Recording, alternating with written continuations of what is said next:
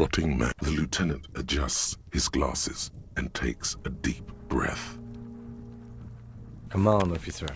You know what a field autopsy is. What you do know is, at 18.9 kilometers, the dormant shield volcano, Corpus Mundi, is the world's highest summit, and the failure of the 38 single, Et puis descend, to crack the top 20 was the death knell of disco. But what a field autopsy is, you have no idea. You must have me confused with the Copperpedia. You, sir, you are the Copperpedia. There truly is a time for everything, even for yellow gardening gloves. However, they are lacking hygienically. I suggest you get in there in limited capacity. I'll ask you when I need you to. For the most part, maybe I should handle the contact and you take notes? That's right. Yeah, we got this. We're smart. The dead man stares in silence as you crack open the ledger. The bright red paper is covered in boxes and lists, describing the condition of his skin and organs in 3 parts. Above those, an 11-field info form needs filling out first. It begins with, That's you. the corpse is indifferent to your scribblings, just lies there. The next box says, KK57-0803.081. KK equals Kim Kitsuragi. 57 equals Precinct 57, followed by his date, 0803, and time of arrival, 0815, on the scene. He's indexed the case after himself, not you. That's because he doesn't want to bring up the messy question of your initials.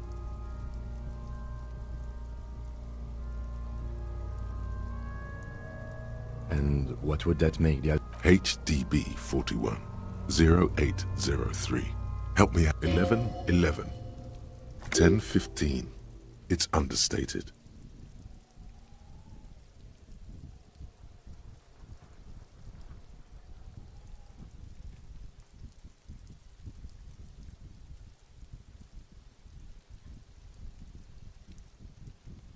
Good. Let's go with The lieutenant is quite surprised you managed to come up with an adequate case number. NA.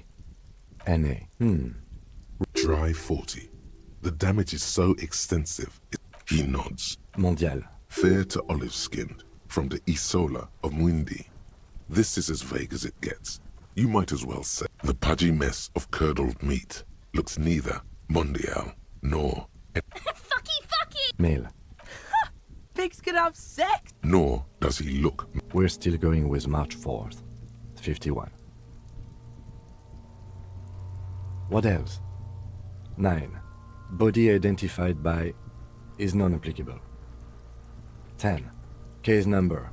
HDB 41 0803.10. None. At least not after the initial examination. Interfering with the body's position. How did you not know that? Aren't you a cop? You're leaving a weak impression here. Don't overdo it. It's okay to be unsure. They'd have to have incapacitated and carried him over. This man was more than a match for untrained dogwalkers. Your central nervous system recognizes this gesture. It's the stations of the breath. Ecclesiastic, religious in nature, a holdout from pre-DeLorean burial rites. It takes him 2 seconds to perform. Somewhere in Jamrock North, a small wood shed behind Rosencrantz Row, Lieutenant Nick Feuerbach puts his hand to the chest of a small corpse, no larger than a monkey. It's raining outside, light drizzle. There is darkness in the shed. Elsewhere yet, an obese female sits in a wicker chair, her silhouette bull-like against the window. Outside, Grand Coudon. The day is turning dim for Sergeant Mac Dawson. And so, all across Jamrock, Coal City, GR. We should start the post. The corpse cannot feel Kim's hand on his chest. It no longer meaningfully interacts with its surroundings. A thicket of boxes and lists on red copier paper tries to answer why.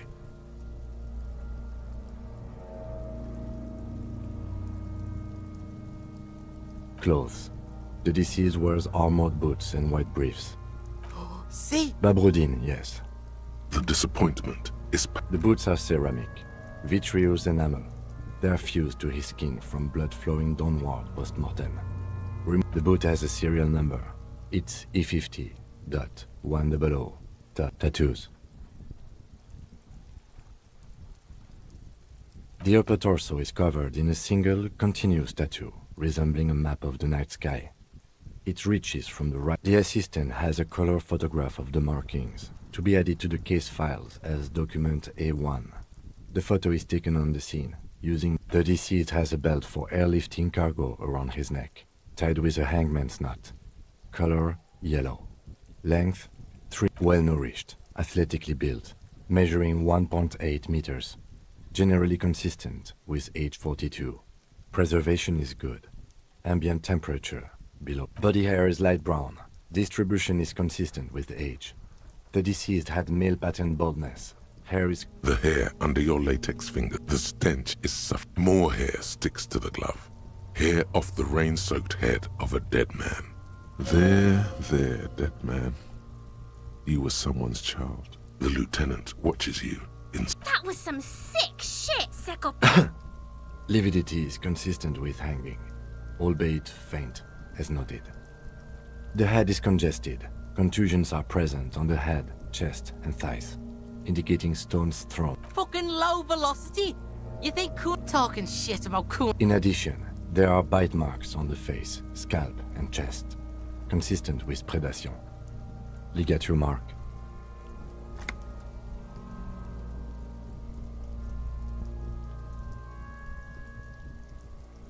The steel wiring. This... You got just the right tool for that.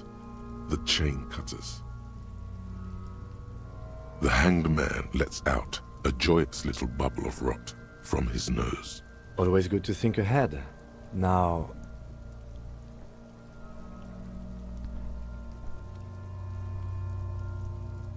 we need to cut the belt to see the ligature mark below. See? My pig is... No, he ain't. Your pig's a boring fuck. The belt is equally tight around the whole circumference of his neck, swelling over the edges like white bread rising from the east. You are? You're Kuno's pig? Concentrate on the belt, not on who is whose pig. There is no pig. There are only the chain cutters. The belt is equally tight around the whole circumference of his neck, swelling over the edges like white bread rising from the east. After some deliberation, you sink the cutters into the knot tying the belt together. You squeeze the rubber handles together, sweat forming on your brow. Snap! The knot is slashed. Another cut and the belt falls apart like a flower bouquet, revealing the dead man's neck and the dark red ligature mark. The rope rises to a point, leaving a gap in the ligature mark. The suspension point is in the back of the neck. Hemorrhaging is observed on the skin, above and below the ligature mark. The mark is well pronounced, consistent with the chest is intact, normal contour, abdomen is protuberant, pelvis intact, genitalia... No! Let's get up and see! I fucking... This is clearly what they've been waiting for, ever since the autopsy began. The lieutenant is trying to make it as boring as possible.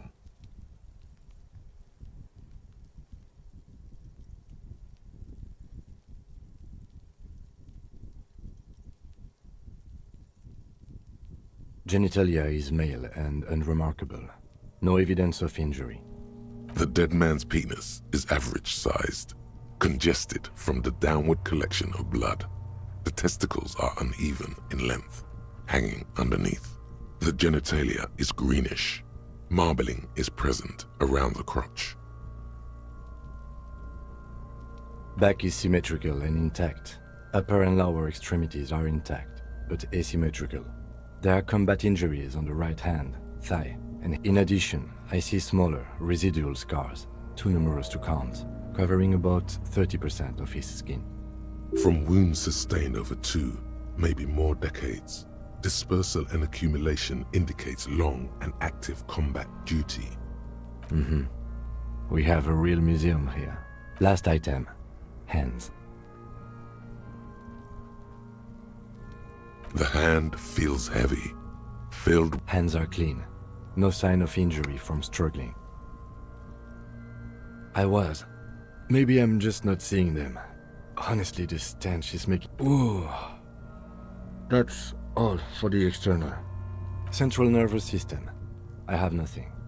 Do you have... Of course, there is a moral to be drawn. What would that... The dead man looks, too. I think that may well be the moral of every story, officer. Good. Musculoskeletal. Purge fluid is coming from the mouth. Not injury related. Eyes and tongue protuberant. Higher... With his eyes almost closed, the lieutenant puts his hand on the dead man's throat and begins to massage it, gently.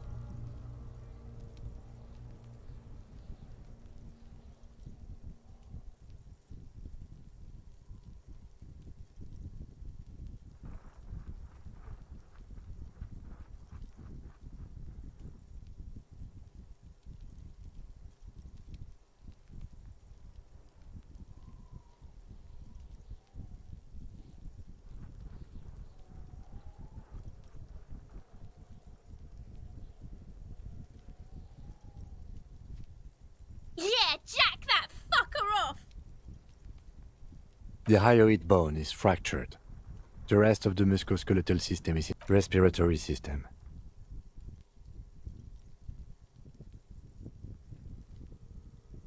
Oral cavity shows no lesions. The victim has received dental implants, possibly after a combat wound. Mouth swollen, hemorrhaging present. No scream, no sigh of relief rises from the darkness inside. It's humid there. Sickly sweet air, unlike anything living. You feel like you're about to throw up again, straight in that mouth of his. It's hard. Inside, you see darkness. Huge silence is all. Hemorrhaging present, hepatobiliary, NA. Are you a hepatobiliary expert? Neither am I. That's it. Same for toxicology and serology, unless you have untapped reservoirs. Reservoirs? No, but do they take obscure trivia and odd tidbits?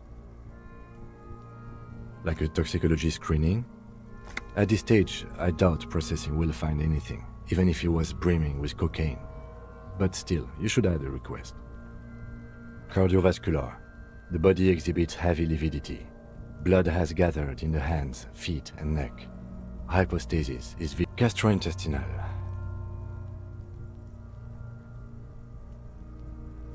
This will do. Digested semi-solid food in stomach. Voila. What's next on the list? Let's see. We have bite marks, contusions on the head and chest, and a ligature mark encircling the neck. You'll need 3 feels. Leave a 4th one too. Nothing. Just head, chest, and scalp bite mark injuries. Predation by birds has caused damage to the body. Odontologist does not need to be... And your opinion, officer? Agreed. Next injury?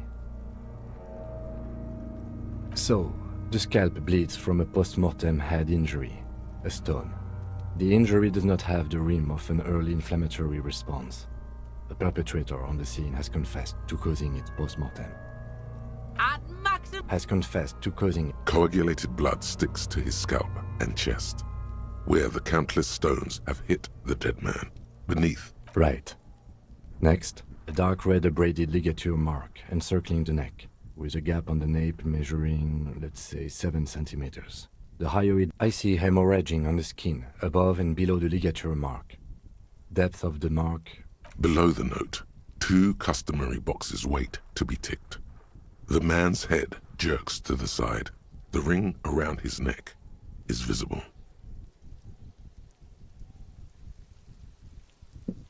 that's it. We have established cause of death. It's not much, and let's wrap this up. I pronounce this field autopsy over. Well, we established probable cause of death. We also requested a toxicological We were thorough with the list of injuries, too. We described them all in detail. What? I need a copy of that autopsy for processing. He's thinking, did I miss? I'm sure we didn't get everything. There's always something.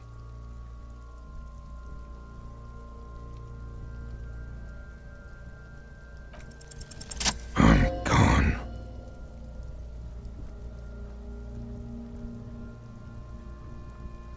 Into the in the past, way out in the west. I'm a joke. Look at me. There is nothing funny about Joe, a killer. Go ahead. What do you mean? It's the power of you mad. Yeah, man! Don't be crazy! Inanimate. He loves though, because here you go, you loony. Fuck no. You're no Rooney. Between you and me, your name is probably Harry. You might be onto something there. Because you have the blue fucking heart. He means force. Do I remind? A child born with Muller's disease, harlequinism, grown up miraculously. You sure I got out of that one? Come back later, Corpo. Amuse yourself with my frank manners and my Shoot, Looney Rooney. Come back later, Corpo. Amuse. You run your hands over the victim's cold body, his limbs, his torso with its swollen, the genitals in his breech. Can't get it. Do you think we missed some? You can't shake the feeling that there are more secrets concealed in the flesh before you.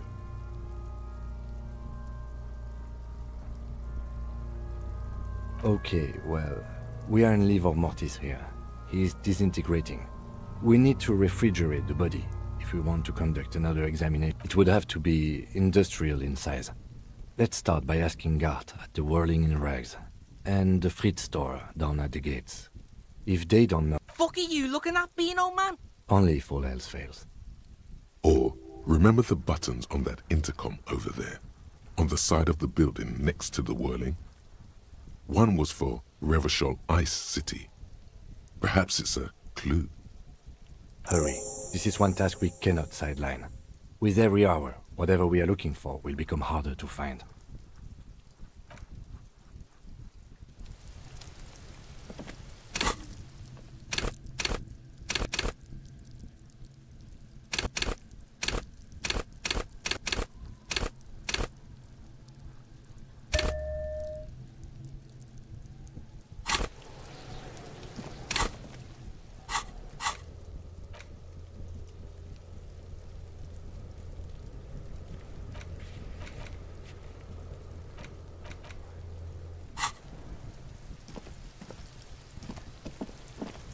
Fuck does Kuno care? For the fuck imp. Good thing you asked the Kunmeister. Kuno knows a fridge. Perfect for freezing Bacon Man's in a rush. But what's in it for the Kuno? What's the return on Kuno's investment?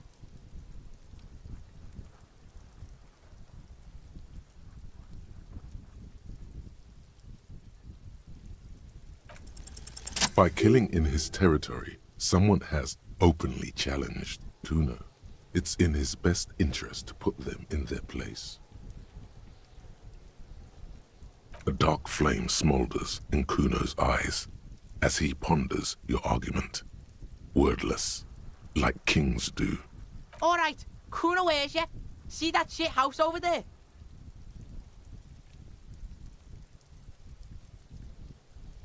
You gotta get in that shit. In there, deep. Check the fucking basement, pig. Don't you know anything? There's a giant fridge down there. Fucking will fit, no problem. It looks like a white bear or some shit. Try not to piss yourself. A white bear? A polar bear? Through the bookstore, you gotta beg the book bitch. Used to be you could get in there through the doorbell, jam that shit. Book bitch changed that. Kuno doesn't beg, so Kuno doesn't go there anymore. Yeah, book bitch, beggar. He means the bookstore. We have to ask the proprietor. See, the cloud gets it. Listen to your four-eyed friend. You didn't hear it from Kuno, pig. But don't forget where you heard. Kuno owns you now, pig. You're Kuno's property.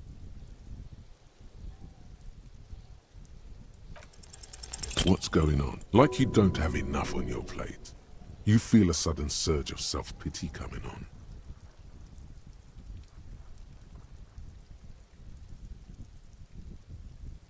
Fuck no. He's He'd rather die than work with the justice system. Kuno does.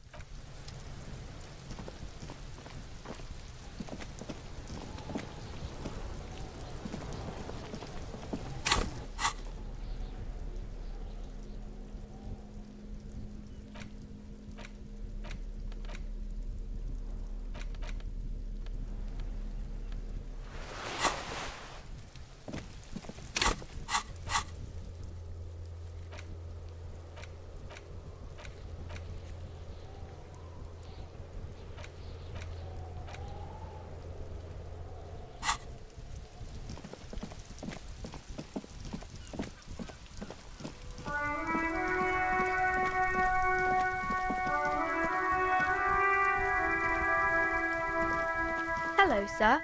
Step right in. The store is open. Are you interested in a new and exciting book? It's a bookstore, sir. We sell books, postcards, and some board games. It's called Crime, Romance, and... Whoa, whoa, whoa, whoa. Hold your horses, little girl.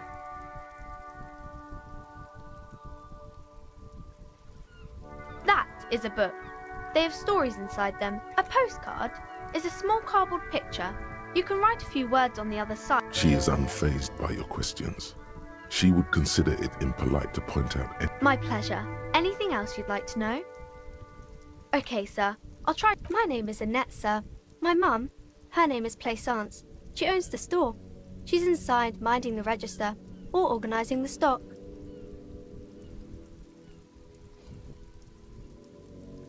Feel free to step in and browse our wares. I'm signalling that the store is open. Otherwise, people might not know. They'd miss out on the crime, romance, and biographies of famous people. A sudden gush of wind turns the pages of the books on the counters. She covers her face, smiling. But she's cold.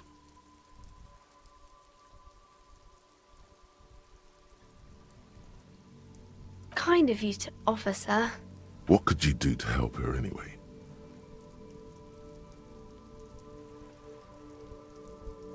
Oh, no, sir. I'm happy to help Mum by luring in customers. Besides, I have some hot juice in my vacuum bottle to keep warm.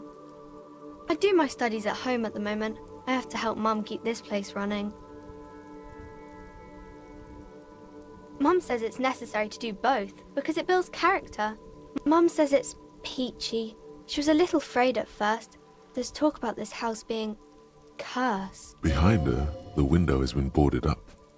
You sense the boards creaking, twisting for a second, and some kind of doubt in her tense shoulders. Cursed in the way that makes them say that no business has ever really thrived here, sir. That they all go... Exactly, but we've been doing fine so far. We can go into the bookstore and ask about the case, but I don't see much more to look into. Yes, please do look at our wares inside. The postcards and board games you asked about are also there, sir. Nothing really, sir. Mum doesn't allow me to sneak around in the back rooms or the cellar. I don't really know what's there. It does not manifest itself in any way. It does not exist. I liked it better when we were talking about whether it's appropriate to stand out in the freezing weather. No such thing. Anything else you wanted to... Maybe I can tell you about some of our books instead.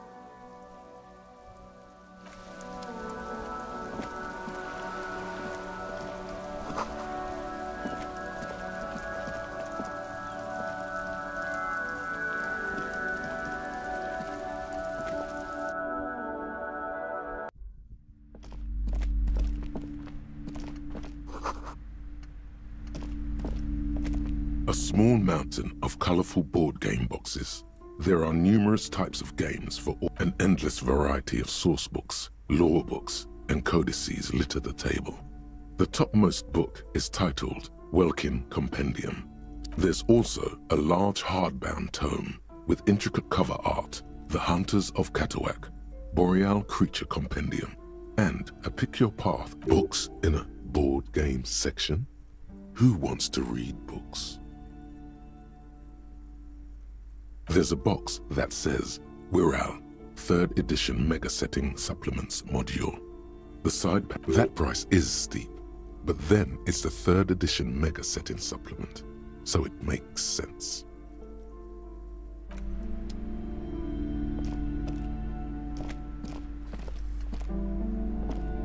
Welcome to Crime, Romance, and Biographies of Famous People. My name is Plaisance. Be welcome, and please take responsibility for the energy you bring into this space. I am the proudest owner of our little shop of culture. Annette, yes, my daughter. I hope she wasn't slacking off again with her nose in science fiction. Tell me, was she at her post doing her job like a proper... Wonderful! Did you talk to her? Great! On a scale of 1 to 10, how come... Her opinion of her daughter depends on how well she lured you into the store. My precious, her dedication brings joy to my heart. If you have children, I hope they turn out as great as my Annette. Mind your own business, sir. In our society, people don't get to tell each other how... Denial is the way she copes with criticism. The woman before you scans the store. A fridge? No, I don't know anything about a fridge. Aren't you? For whatever reason, she's lying to you about the fridge. Seems like you have to find your own way to the cellar.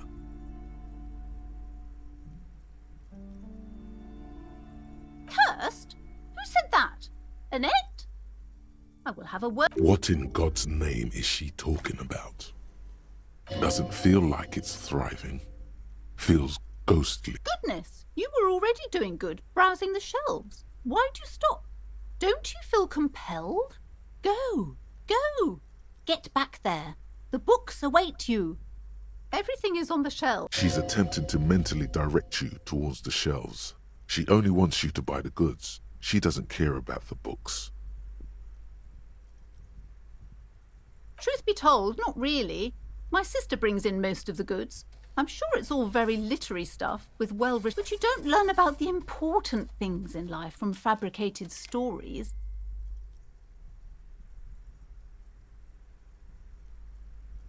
The truth is available if you just know where to look, and you have to open and free your mind to understand. She smiles and nods, seeming... You see a set of tattered curtains blocking the way to another room. A strange... Excuse me, officer. The back room is strictly for employees only.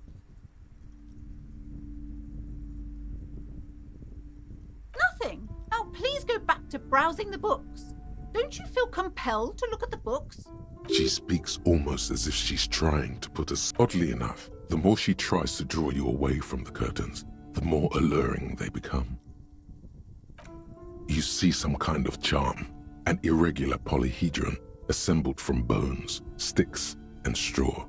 Inside, a disturbing fish head with empty eye sockets. This is a traditional Seminese ward, meant to provide protection against ill luck, bad dreams, curses, and other supernatural scourges. Inhabitants of Ile de Fantôme, the Seminine Islands down south, aside from poking at it suspiciously, there is nothing else to do with the fish head charm at this time. The curtains remain shut. Just as you're about to pull apart the curtains, the Sir, don't touch that! I told you it's off limits for the customers. Parapsychologically speaking, we're done if you decide to open them. I won't be held She looks away, mumbling. Why is everyone always messing with the curtains? Why can't they just buy books like normal people?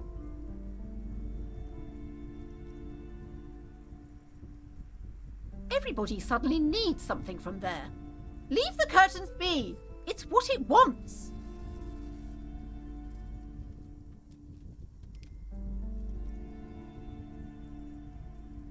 No, it's just a storeroom for the employees, I told you. Now please step away from the curtain. Why? It's not like anyone was killed there. I'm sorry, I don't mean to be so impolite. Just please don't go there. You do? My God, even more reasons not to mess with the curtains. Just step away, dear sir. No! Please just talk to me, officer. Come here and let's... Talking is always good. There is something mysterious about the curtain. The curtains, tattered with age and covered in dust, hang before you, as if taunting you.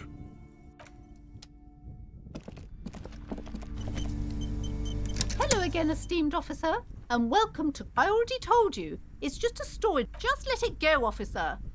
Go buy some goddamn... She recites it like it's a poem, or like she's playing a role she's grown tired of.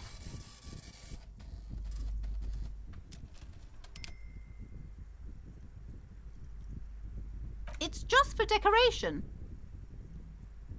Okay, fine. It's because this place is cursed. Just like Annette said, they don't call it the doomed commercial area for nothing. Are you happy now, officer? Happy that you've ruined everything? The curse is so much worse than you could imagine. It's a disease, eating it. It's the curse of financial distress, of ruin and bankruptcy. Didn't that curtain just move?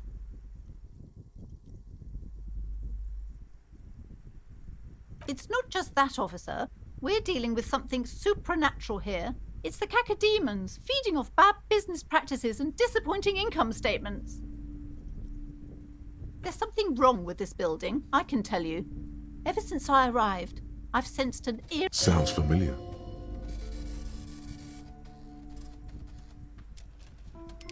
Truly so? Perhaps the dark energies are leeching off you. You shouldn't stay in the store too long. It may be dangerous.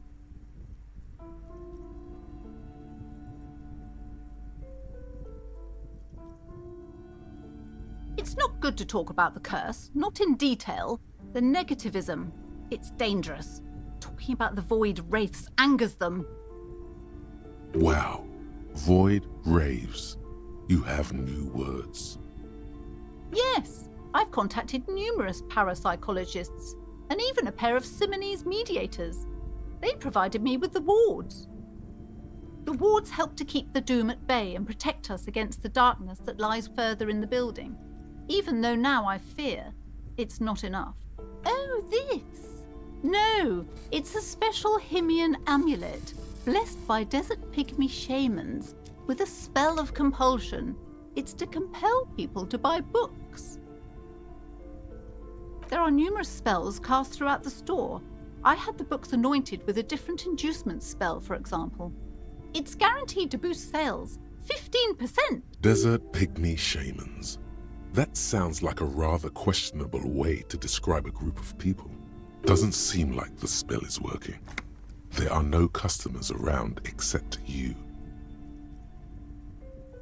Sir, I am well educated in the commercial and esoteric arts. I know what to do and what to avoid.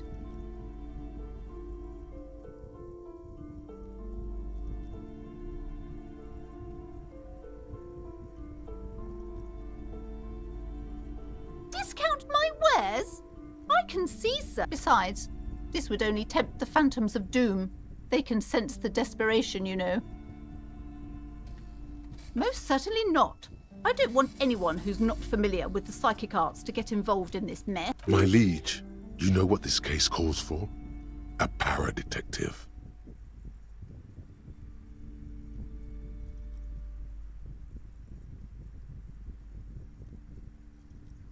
Okay, but please, only a few... The woman before you scans the store, her shoulders rigid and tense. Every now and then, she nudges her glasses. Time to fire up the old lie machine.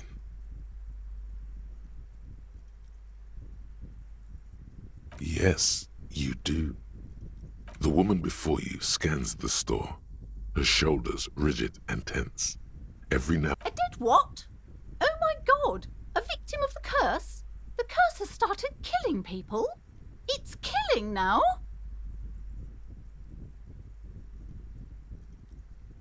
You're right. It's worse than I imagined. Yes, this is your chance. This definitely softened her up.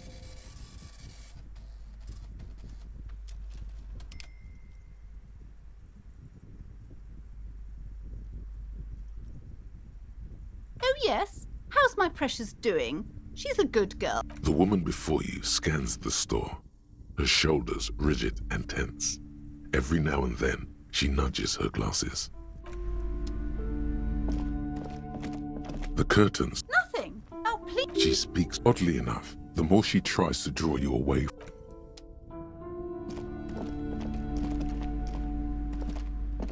Hello again, esteemed officer, and welcome to...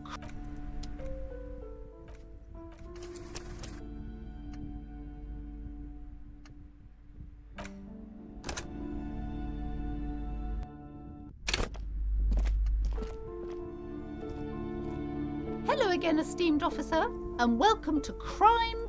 I already just... She recites it like it's a poem, or like she's playing a role. It's just for... Okay, are you happy now, officer? It's the curse. Didn't that curtain just move? It's not just... There's something... Sounds familiar. Truly so? Perhaps the dark energies are leeching off you. You shouldn't stay... It's not good to... Wow. Void? Yes, the ward... The curse. It's the curse. Didn't that curtain just move? Everyone knows that all the previous companies in this building have sooner or later declared bankruptcy. There's something wrong with this building. Sounds familiar. She nudges her glasses, anxious. Oh, this. There are numerous... Desert doesn't seem like the spit. Sir, I am well educated in the Discount my... Besides, this would only tempt the phantoms of doom. Most certainly... My liege, you know what this case calls for? Okay, but please, only... The woman before you scanned... I did what? Oh my god! A victim of the curse? You're right. It's worth... Yes. This is your... This definitely softened her up.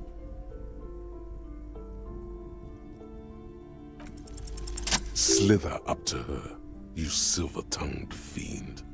Show her what world-class perfidy looks like. You're not lying. You're giving her peace of mind. Are you sure? Don't think I haven't seen charlatans before. I'm not sure I can trust your claims. Honestly. The lieutenant keeps his usual stony calm. He silently picks... Go ahead then. Rock her world, he thinks. I'll compose some notes.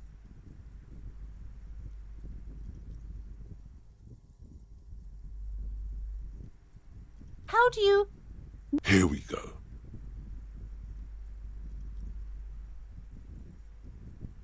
You're part Simonese. Oh, it means our meeting couldn't have been me. But I am not the only one at risk. I have to think of my daughter. You are certain you can help us? Keep us safe? I can't allow any collateral damage to hit us.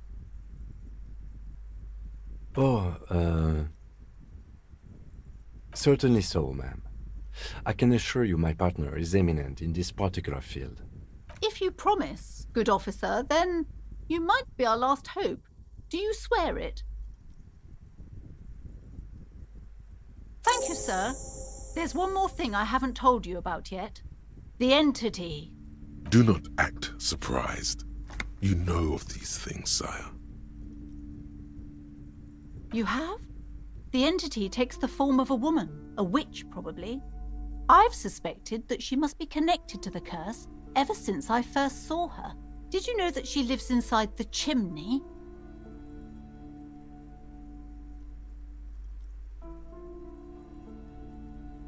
Yes, that chimney is part of the building's central furnace, and it's enormous. She has barricaded herself behind some metal security curtains. God knows what she's doing there. Some unnatural magic, I assume. You should go find the entity and ask what happened to all the companies in the building. What is the source of this curse? Here's the key to the warded door behind the curtains. Take it.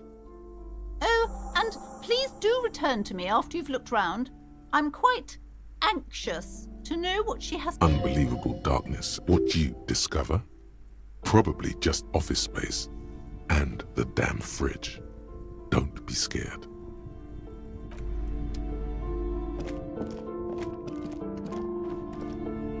You see a set of tattered curtains blocking the way to another room. You see a dimly lit room full of dusty furniture and trash. A doorway stands in the back, covered in dozens of scary little Seminese wards, your shadow looming over it like an omen. Oh!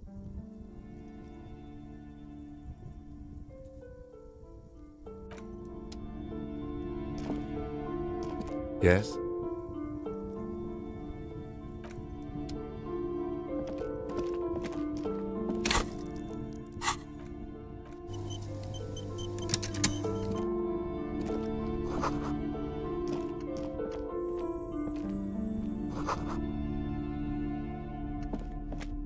A heavy door with a missing handle stands before you, covered in dozens, if not hundreds, of Seminese trinkets and charms.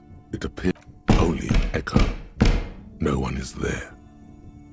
After exerting some force, you manage to turn the key. It's eerily silent. The door slides slightly open, letting a draft...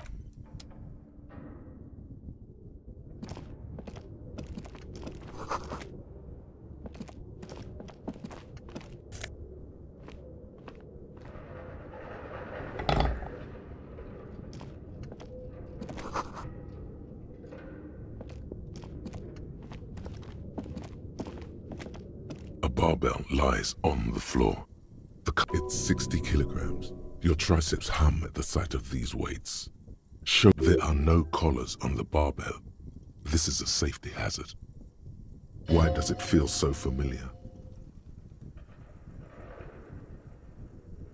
You're right. The weight may fall off. Better not touch it then. It would be a violation of EPIS safety regulations if the gym was still operating, but it isn't.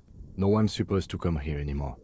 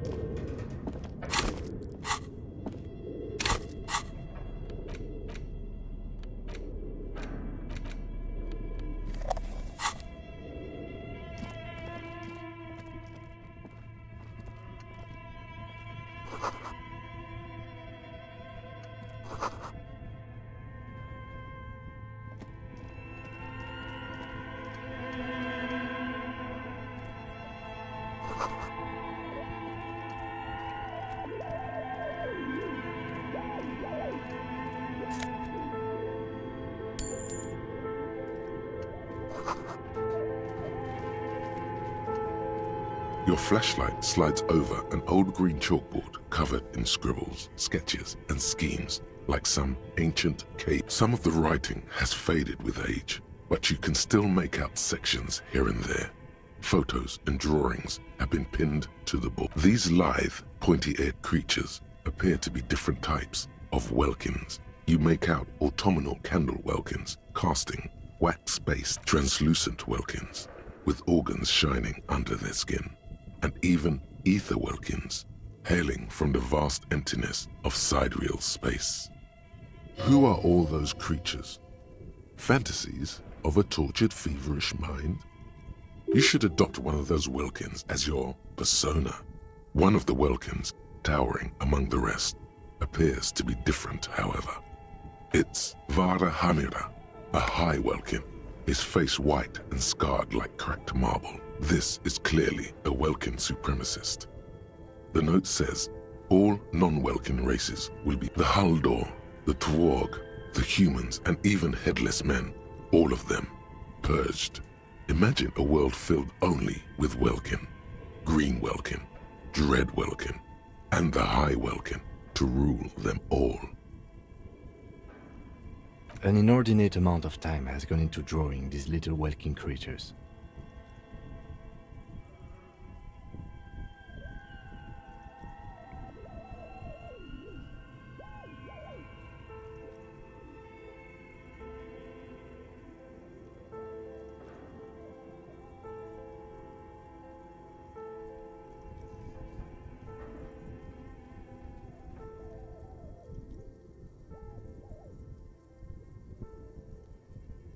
Some people really like building a world, I think, even if it's just for a game.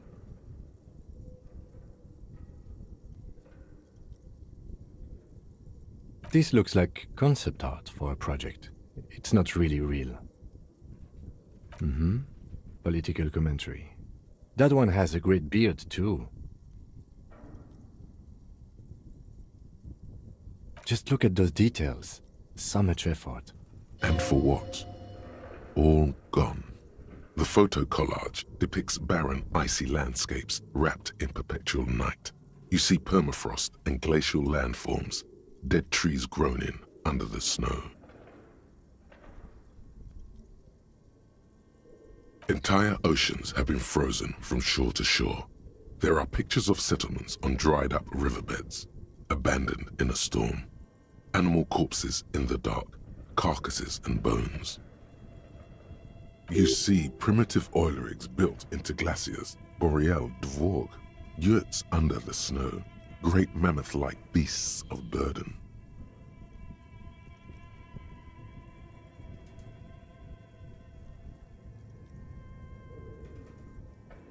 A pinned postcard reads, "The heat death scenario. A desperate fight for geothermal energy engulfs the world as Wirral becomes untethered from its sun, drifting through the universe." This is a monthly calendar from the year 50. Cryptic words like sprint, daily minimi, and GPI span the marker-drawn grid, the grand scheme of production and money.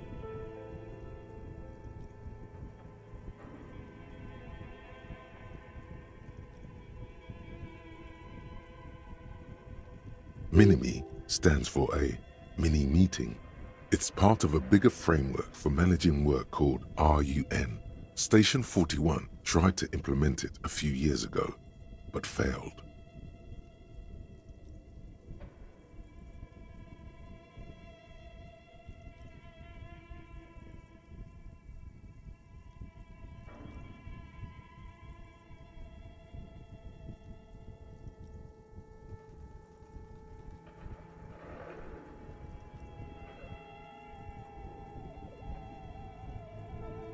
As time goes on, the numbers in the boxes grow rarer and rarer. The board becomes an empty snowfield in the final days. Only failure and regret dwell in this region.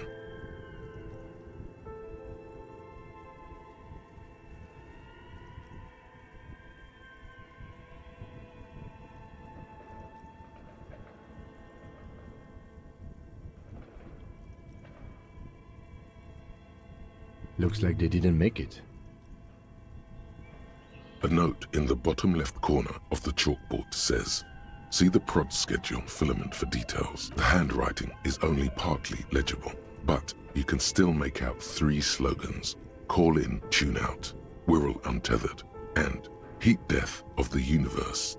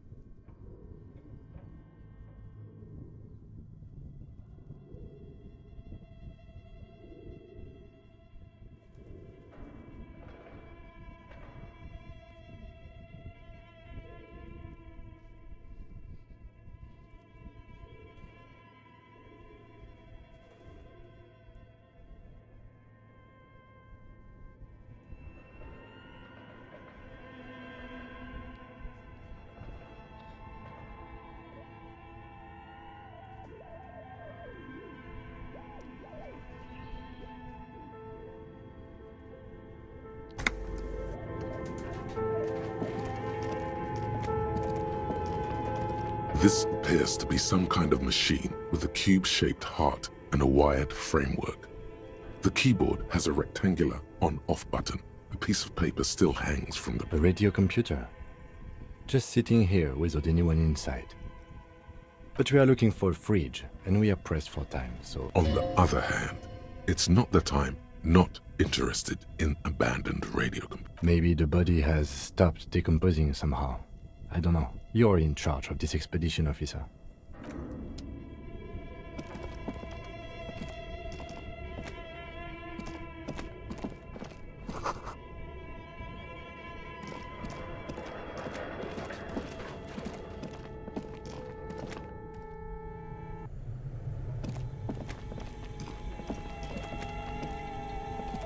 You see a terrifying ice bear with a strange compartment in its belly. The door is covered in frost. The bear looks oddly realistic.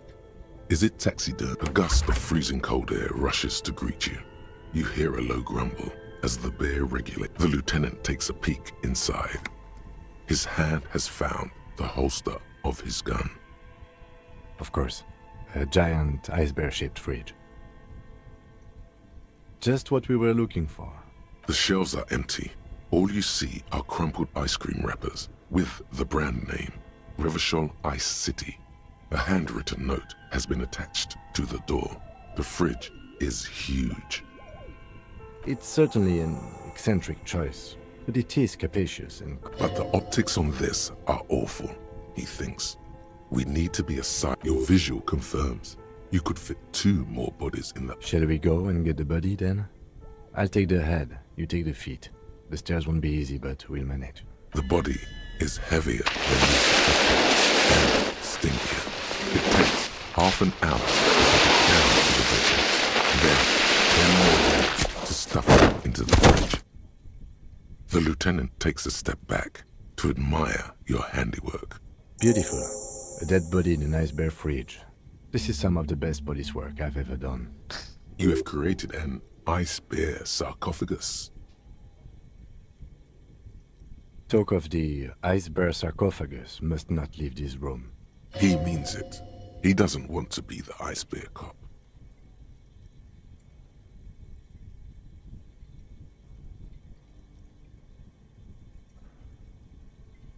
Did we though? Okay, maybe we did. At least we've stopped the body from decomposing further. Now you can conduct another inspection. Inside the icy realm of the ice bear fridge, the corpse stands slumped, waiting. You pocket the note and the little fridge magnets keeping it on the door. A friendly cartoon bear smiles back at you from a glossy cellophane wrapper. It looks nothing like the fridge. Or, Good question. It looks like an ice cream fridge. I know. What an unfortunate marketing choice. What is even worse, the bear is still costing them money to this day. The electricity bill must be catastrophic. On the other hand, it did help us with a certain corpse situation. lucky us. You touch the dead man's body. His skin is cold, light blue and silvery in the light. It'll come to you sooner or later. At least he's safe here until then. Shoot, Looney Rooney. I like it a lot, brother. This really is your finest hour. You're a genius. A regular Corporangelo. Come back later, Corpo. Amuse yourself with my frank manners and my memento mori features. If possible, also, see me in your dreams. Aces high.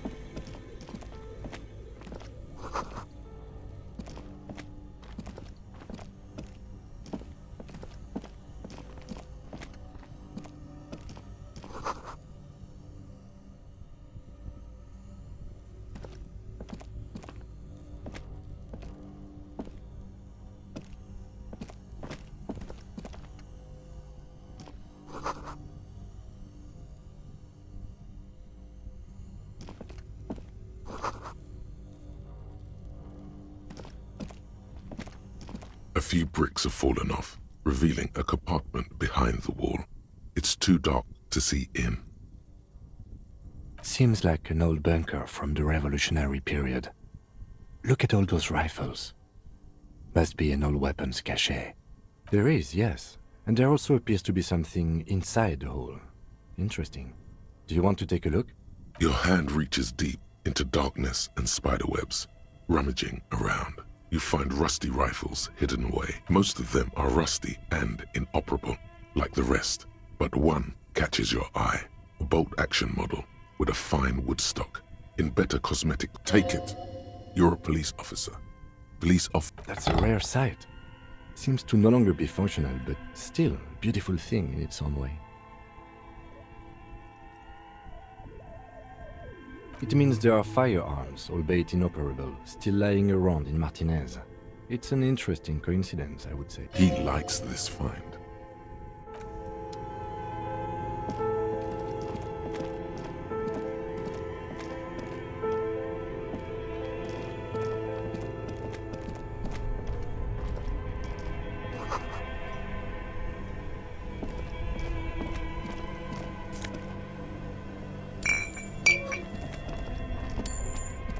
Two cables are plugged into the breaker box. The red one leads to the ice bear fridge, and the black one to the ice cream maker nearby.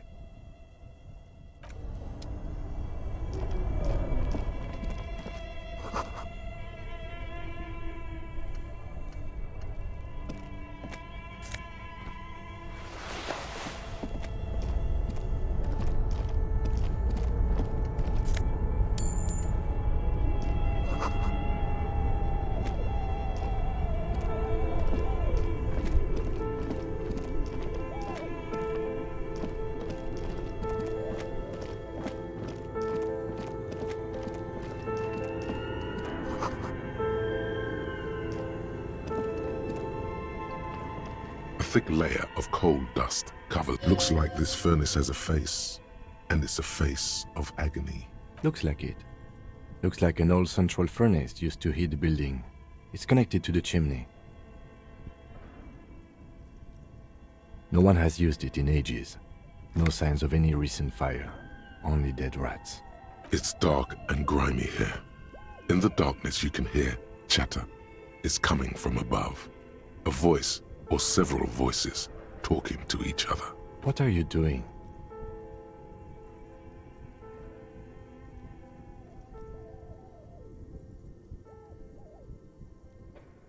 Wait, really? We should investigate, see if someone's upstairs.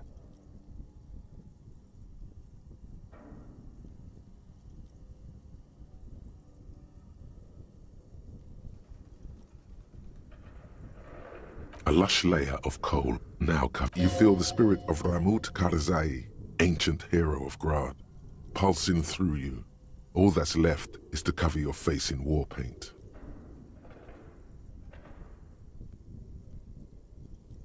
Yes, how grown up. The lieutenant seems... You're right. The rooms do look like they're connected. But malignant... Always has to be the skeptic, this man.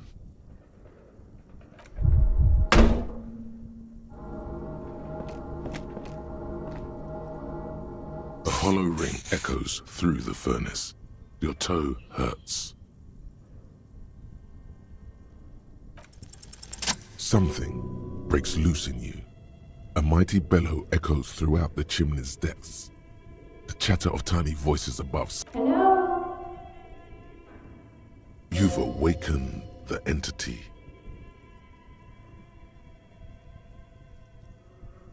Hello? Did you say anything? I can't hear you. Please come upstairs. There's a safety curtain on the second floor. I'll open it. You hear a low rumble upstairs. The sound of a curtain being pulled aside. After you, officer.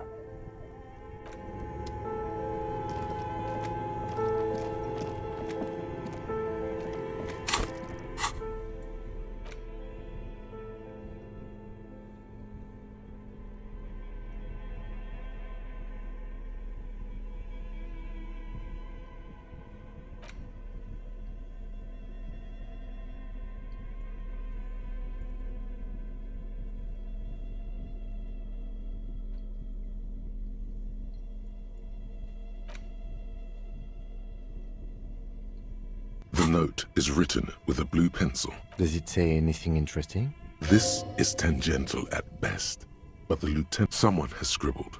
S. I can't believe the off-site copy is still here. The illiterate ginger kid keeps stealing stuff from the studio, so I had to hide it somewhere safe.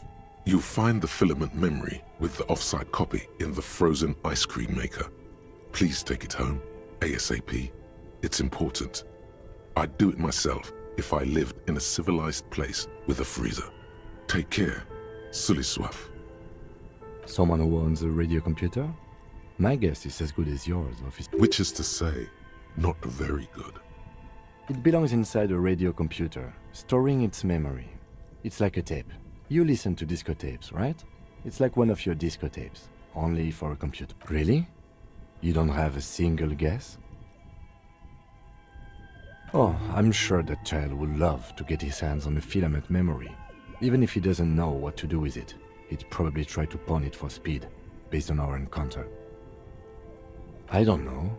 I assume it's somewhere... Didn't you see one right next to the breaker box?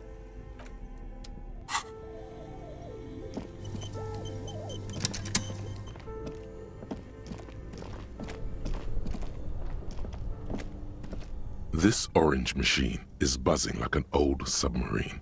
It has a hand crank. You slip your fingers under the frozen lid, but the ice is too cold. If you want to try again, then you need to have the pry bar in your hand, detective.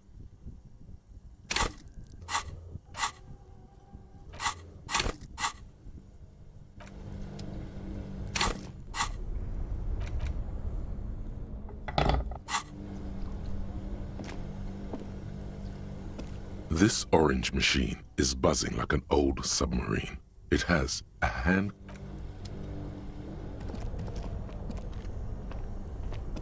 Two cables are plugged into the breaker box. The red something close to you dies with a soft... Why did you do that?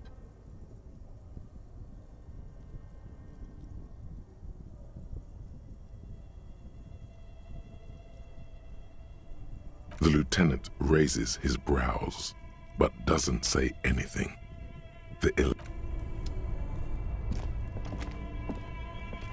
This orange machine is dead still. It has. Turning the crank feels oddly satisfying. It's all gone now. You'll never become a poet or an entrepreneur.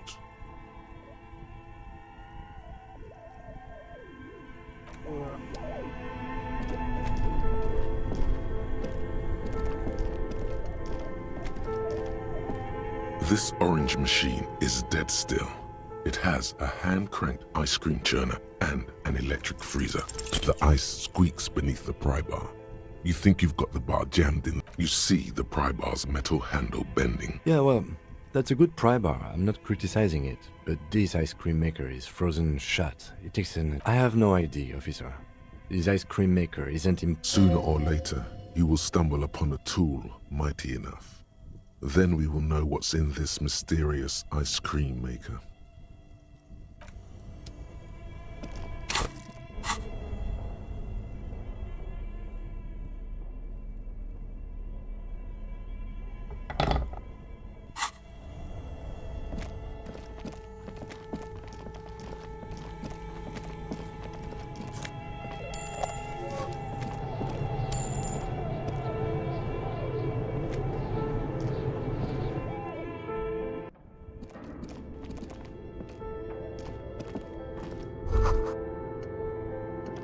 Yes?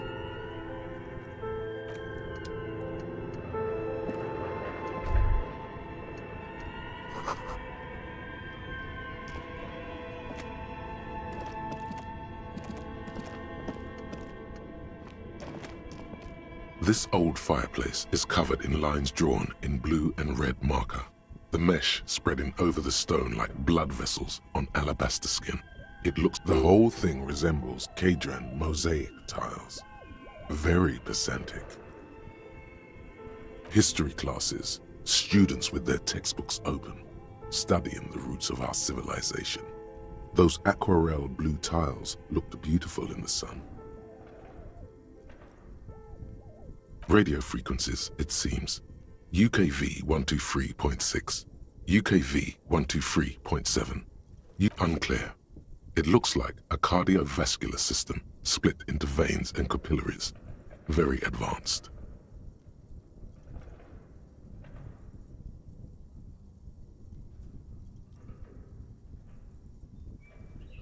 You think so? The web is comprised of radio stations, all lead back to one red heart, titled the Game Master Frequency. A note says, this one can listen in on any station it wants. Someone the leader of a massive on-air game, built a conductor for the hundreds of story threads that pass through the Game Master's. Whoever decides to call in to a call-in station, look, all of this is gone. There's no way a little basement studio working here. My God. It's as if the less money they had, the more ambitious their project became. The schedule. I know doom when I see it. The company was running out of funding. Nothing. It's just lines on marble.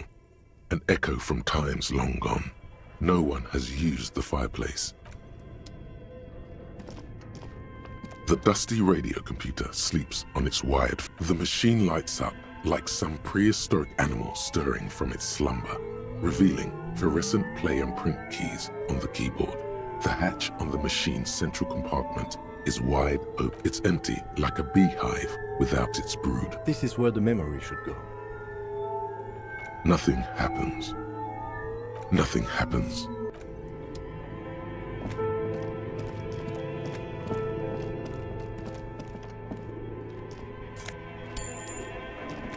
Okay. What do you think is going on with that computer, chalkboard, and fireplace?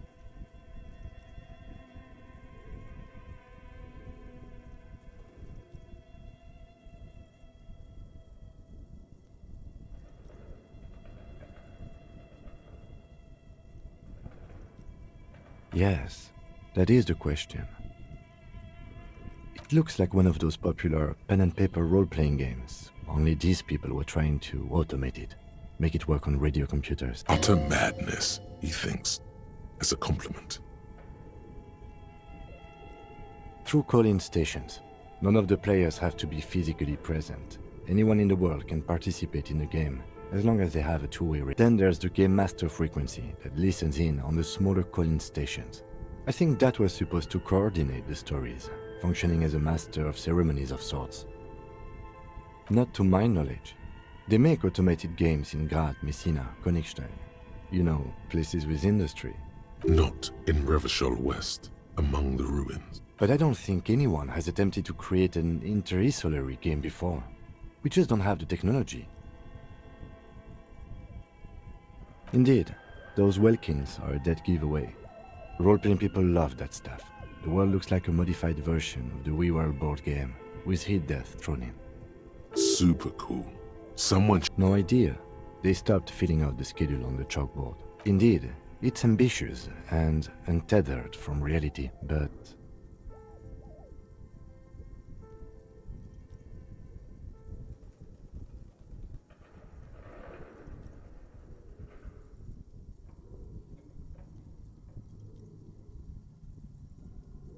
I don't think so. I think they genuinely believed. Okay, let's keep moving.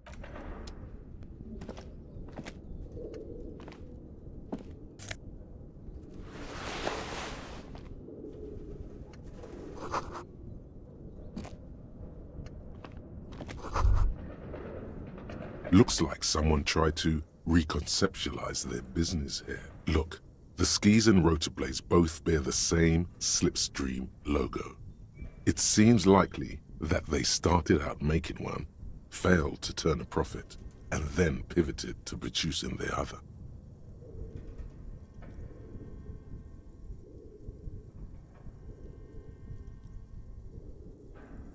That's a good question.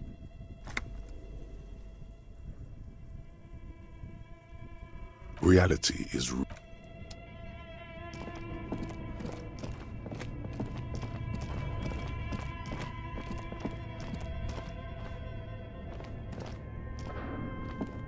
tiles on the cube are still like a smooth draw. The filament slides into place. A bar of fabric right above the keyboard starts producing a soft hum. The sound of static seeps through the machine's planar magnetic drive. Have you stirred the ghost of the doomed commercial area from its rest? Could this be the static gets louder, slowly filling up the abandoned hall, until a voice speaks out. Good evening, Fortress Accident en rue de Saint-Ghislaine. This is East Insulindian Repeater Station 1. Please repeat. Is this the production schedule?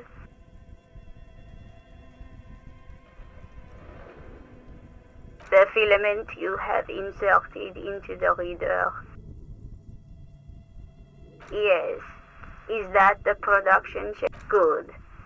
Please repeat. Password. Of course it would have a password. That's why there's a human administrator involved. No. A hint system is not part of the protocol for repeater stations. I am contractually obliged to protect the privacy of the filament holder Fortress Accident. Without filing a warrant with Lintel, I cannot... I'm afraid we are not doing that, unless we... Now, can you please repeat the password? Received. I will read... Don't worry. Passwords have a way of... Fortress Accident. Is there anything else I can do for you today? Fortress Accident is the company on whose name the terminal you are current... One moment. Fortress Accident SCA produces revolutionary interactive call-in radio games. That's not bad. Any other questions? Yes, I am alive. She repeats passwords. Programming people are all paranoid.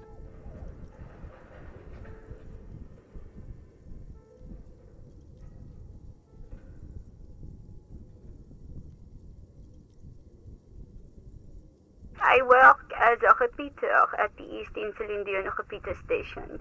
It's my job to know where you are, Fortress X. As for me, well, I am sitting in my cubicle, surrounded by... Doesn't it get lonely, sitting there all by herself? Lonely?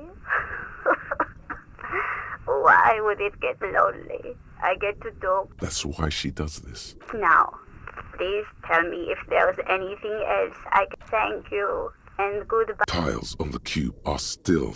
Nothing happens.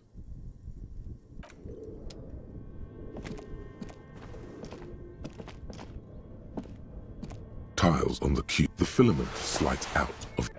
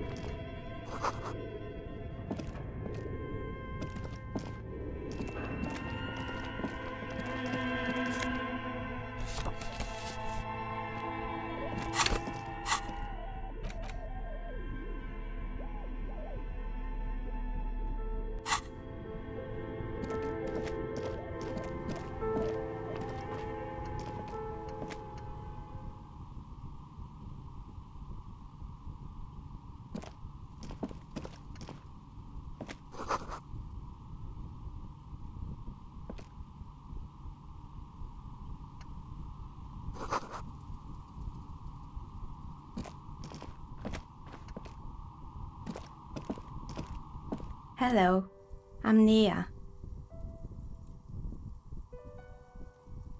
Did you try knocking on my window? I must have missed you. I've been listening to my Melius. So what kind of dye are you looking for? Could this be the malicious entity? Perhaps it's wise to go along with... She's got a direct view to the backyard. You should interrogate her about the lynching.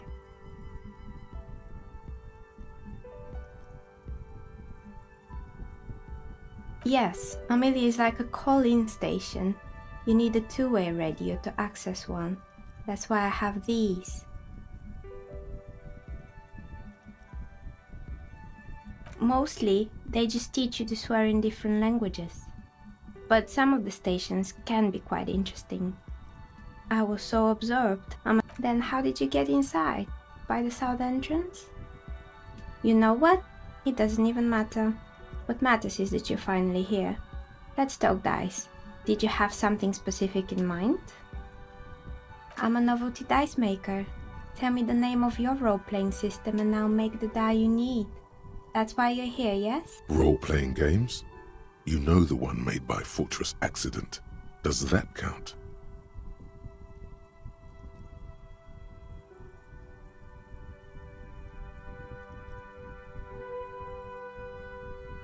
Very good. My rate is 10 real per set. Unless you want, take a look around and see if there is any particular stone you want to use. It almost looks as if the stones and dice are a natural part of the... No falsehoods are present. She's a novelty dice maker and doesn't have anything to hide.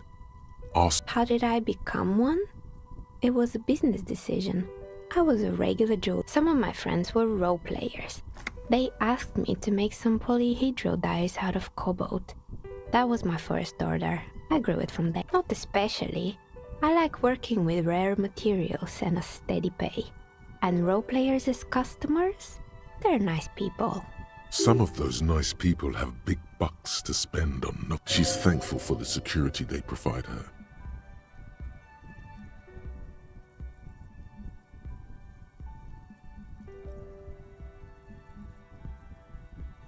We're inside the chimney of an old central furnace. It's strange, I know.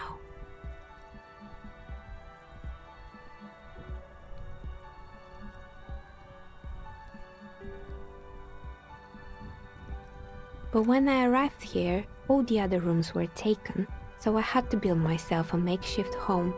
Plaisance was right. There's an entity living in the... Creative.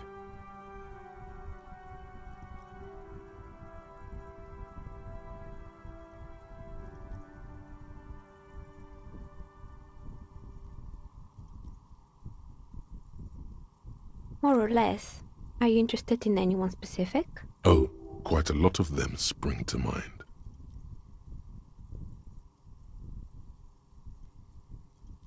Yes, I think it was called Androgynous Orlando or something similar. They weren't a big hit around here. Turns out that working class men don't like genderless haircuts. They're scared. A bit of experimenting every now and then isn't bad.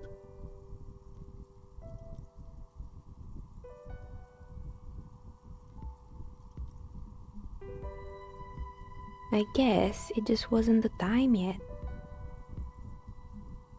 It wasn't merely a gym, it was Artemitep's Boxing Club, a community project created to steer at-risk youth away from drugs and crime.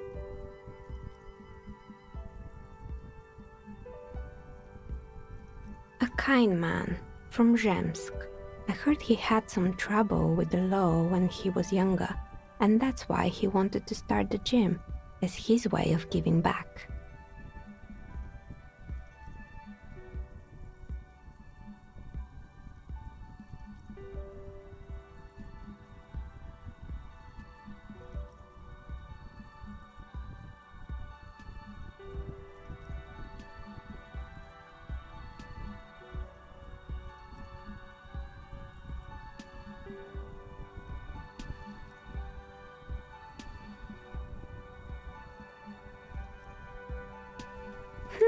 Kuno. Who's Kuno?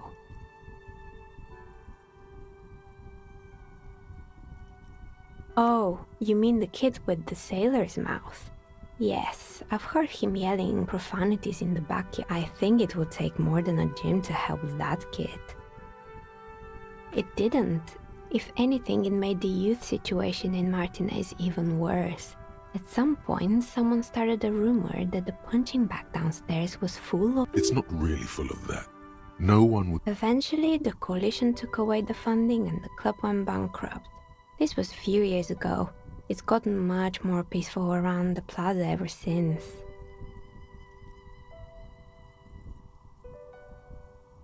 Oh, this one's a mess.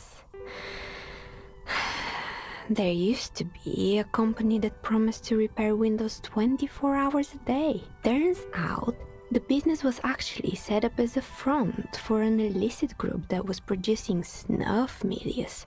Who would... What's the snuff mean? And they never cleaned up the debris either.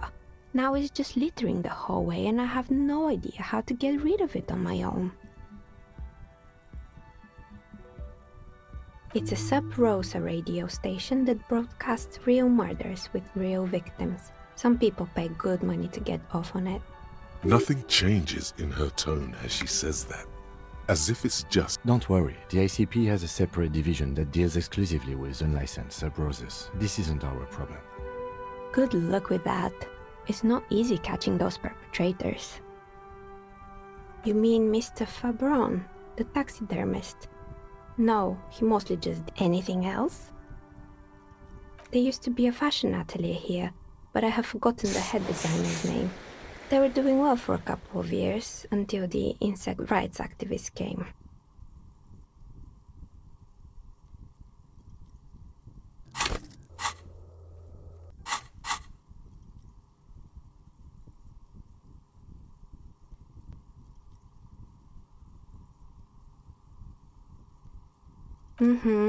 The atelier produced a certain collection that used chitin among the materials.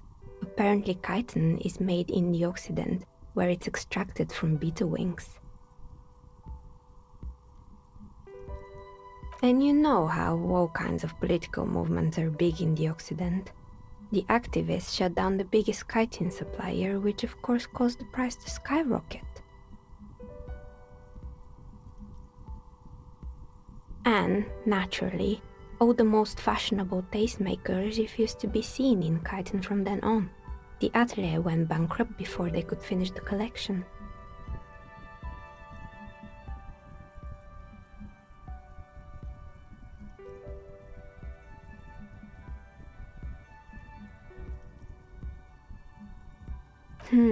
Really? Anyway. Poor guy. Suddenly, you get a feeling that insects are important to the case somehow. is hard. They were made by a company called Slipstream. After they pivoted from making rotor blades to skis, their chief executive took off on a vacation with all their money. Honestly, I think it's quite funny.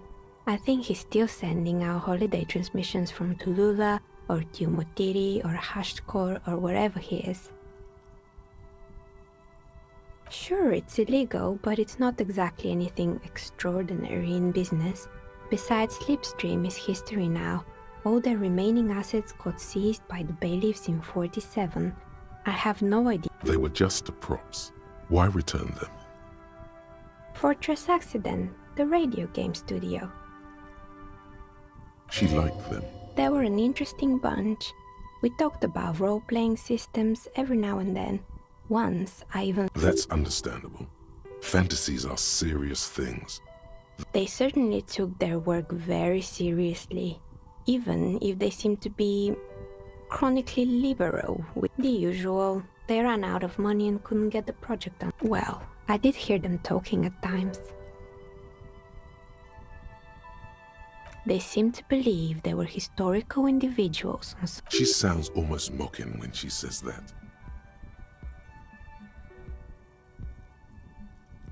Yes, but when the money started to run out, they just began to complain a lot about capitalism. You know, how the markets are rigged to keep out new businesses and so on. In the end, they just didn't get it done. They didn't have enough willpower to produce something truly historic. She's right. Showing up to work on time is important.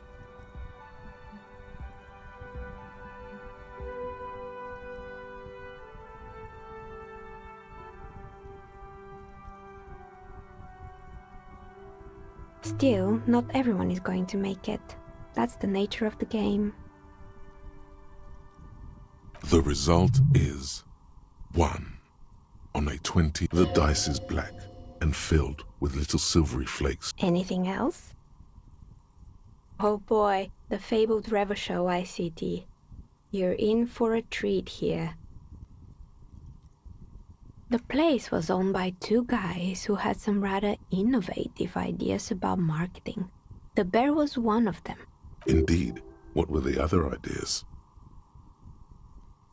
There was really just one, and it involved picking out the prettiest girls in the neighborhood and paying them 20 cents per hour to man the booth. And by man the booth, I mean slump behind the counter with a face that could maim you if you ever dared to disturb their bored magazine browsing.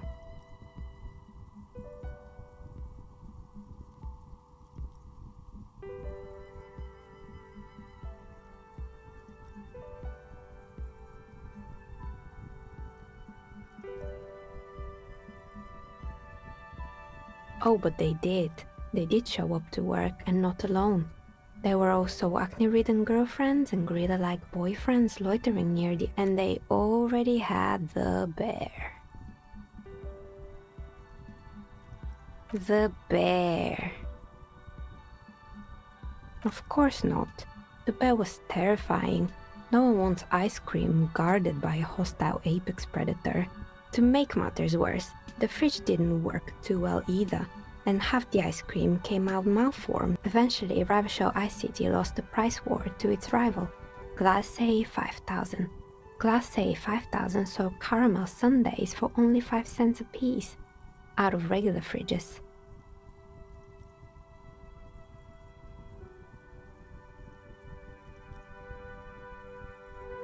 Maybe. Because the taxidermist who made the bear definitely was. He said that the bear was his vision beast. He said he met his vision beast while high on desiccants. Called it Megatherion. Sounds cool. Why is everyone doing drugs in this place? Even the taxidermist? Megatherion, a mega wild beast. It's an imaginary beast that by telling you to do more drugs, mostly. The horrific necktie tightens around your neck, strangely excited. But it doesn't feel particularly fun. Very good. You shouldn't do them. You're a police officer. Anyway, now you know the story of the fallen ice cream empire. Anything else?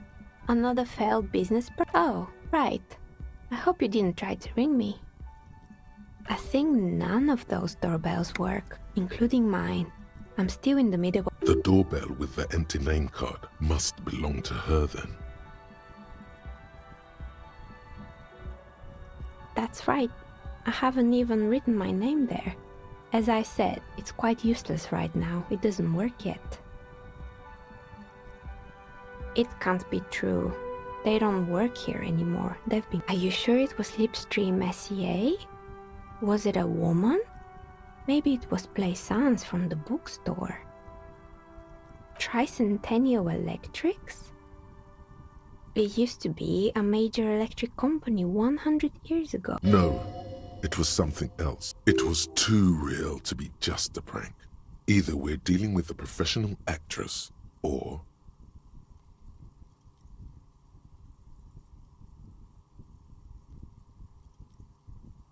Pranks can be eerie. Oh, the kids these days. We were just one of them, and now they're terrorizing us. Right, it used to be a gaming arcade. This is an ancient failure. Before my advice, don't base your business on a fad. Hypnotism, floriography, trick-track, especially pinball. Agreed. Pinball is the worst. His disdain for pinball could not be clearer. You could say so. Both houses were built at the same time and under the East Delta Commerce Center project. That explains why you can call the whirling from the intercom. If the whirling is part of the same building, then it's part of the doomed commercial area. The darkness of this place. Sure, I'm listening. I'm pretty sure it still does. Sure, I'm listening. Good. I hope it clarified things a bit.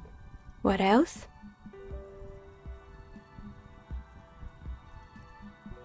I've heard the stories, but I don't think those stories are true.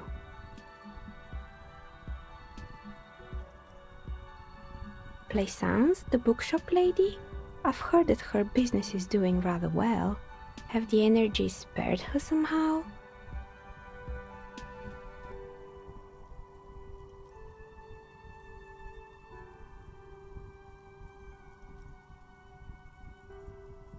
All right.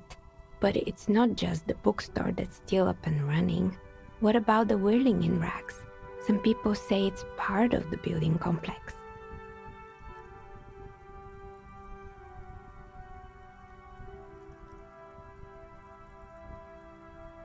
And then there is me.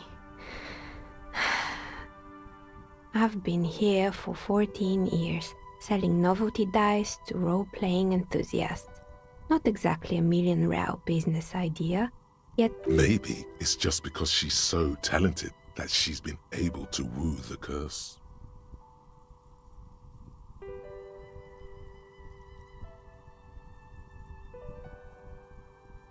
Malignant entity? What does that even mean? Some kind of Time has come to face the source. Fear not, for the forces of the universe are supporting you in this psychic quest.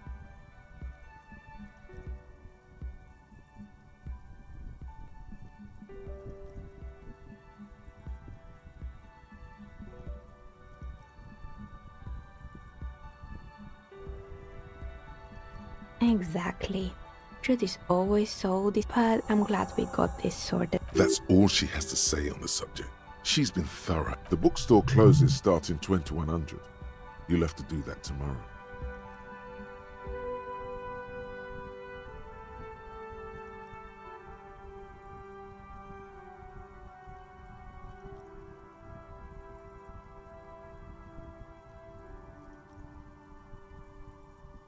Nothing really. I did. The lieutenant looks at his notebook. Your window looks directly onto the courtyard. You're saying you didn't see or hear anything? I'm sorry, detective, but as you know, I usually have my headphones on when I'm working. It shuts out most of the daily ruckus behind my window. Well, there's always something going on in the Whirling's backyard. During daytime, there are usually those kids. And lately, I've been seeing a lot of drunk workers hanging about. Must be because of the strike.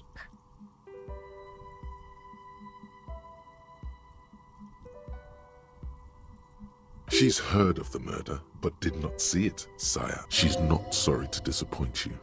Informing on someone in a murder investigation would intrude upon her focused existence.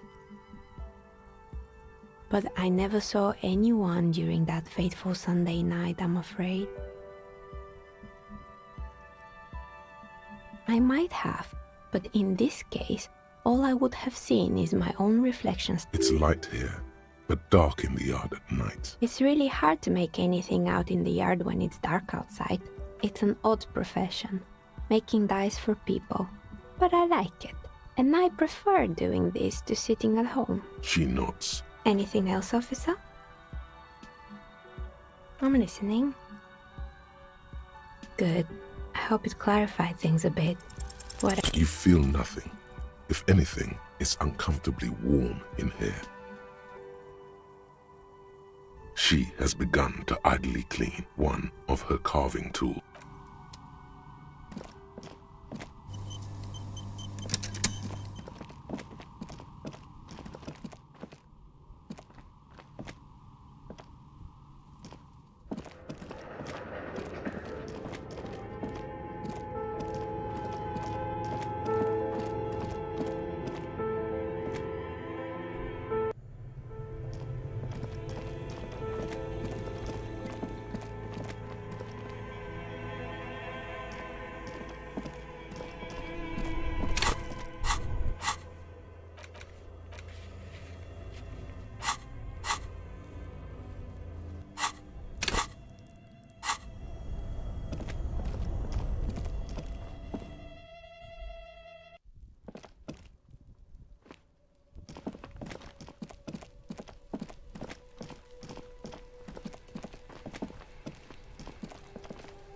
Fuck does Kuno care? Kuno...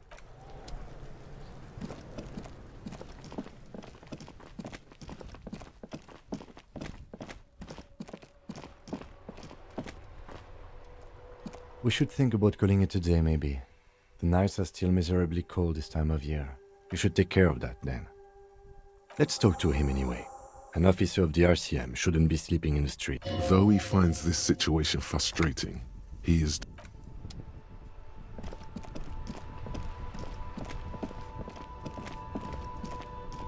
Inside, you see a set of steering levers.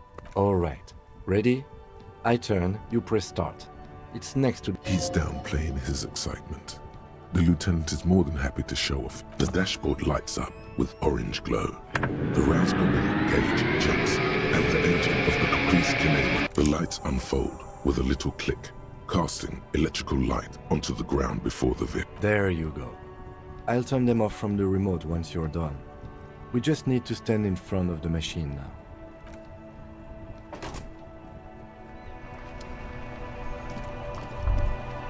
As you hold your ledger's clip under the headlamp, an iridescent hologram appears. A street grid and the veins of a great river. A familiar sensation washes over you. There she is. Revachol West. Around the borders of the watermark are dozens, no, hundreds of micro-perforations. The rectangular watermark is overlaid with the logo of the RCM, and yet the major arteries of Revachol are all recognizable. They shimmer in the Kanema's headlights. You catch a faint glimmer from a broken beer bottle in the distance. Sounds. Two men. Ah, Martinez at night. Let me see. Right here. No, it does not. There are many of them, and they are divided into 3 separate rows. The first row has 18 dots. The next is the longest. It runs all the way around the board. You count 216 perforations. Considering that nice, large number, a wave of pride washes over you, though you can't say why, precisely. The last row has 3 That's it. Those are perforations. They represent your record as an officer of the RCM. They are your statistics, as it were. I should have guessed you'd keep a record. Officers often do. Let's take a look.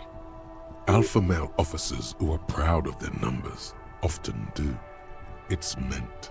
The first row represents your years of service. 18 years. Okay, not bad at all. What did you do before you volunteered? That's what it says. I might have guessed even longer based on your age. What did you do all those blissful years of your youth?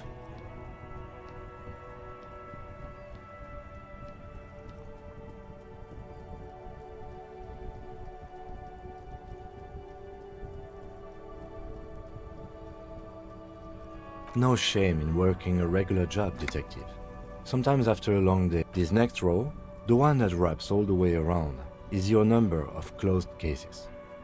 Wow, more than 200! It's quite a lot, even for someone who's been on the force for nearly 2 decades. Usually, clearing more than 10 cases a year puts you in the 90th percentile of all RCM officers.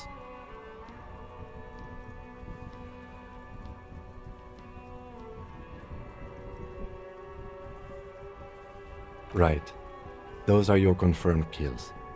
You've got precisely 3 perforations. For an RCM officer, especially Precinct 41, which is in the Jamrock quarter, it's rather tame. What's it feel like to kill a man, Mr. McCoy? A young woman asked the man across the desk from her. Honestly, babe, says John McCoy, crossing his ankles over said desk. I don't feel anything anymore. It's just like brushing my teeth. I do it once or twice a week and don't really think about it. There's no trace of guilt in his voice. There are certain officers who treat their kills like some kind of ghoulish game. If they do happen to solve a case, it's usually by accident.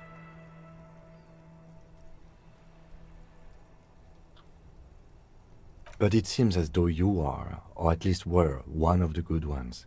So we have that to be thankful for. Yes. It's not a problem for him to state it, however. Everyone has their own method of coping. Some more effective or self-destructive than others.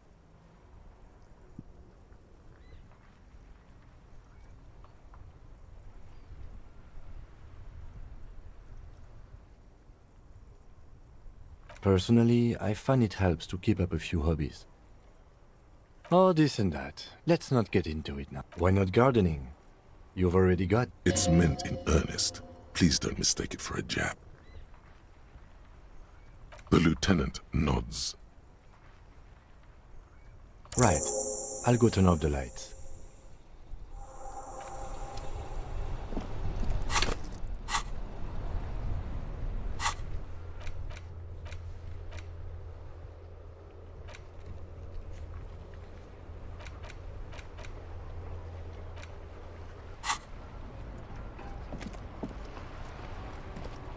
Inside, you see a set of steering levers, a radio microphone, a pull-out toolbox, and the soft glow of the fuel. This is Precinct 57. How may I assist you?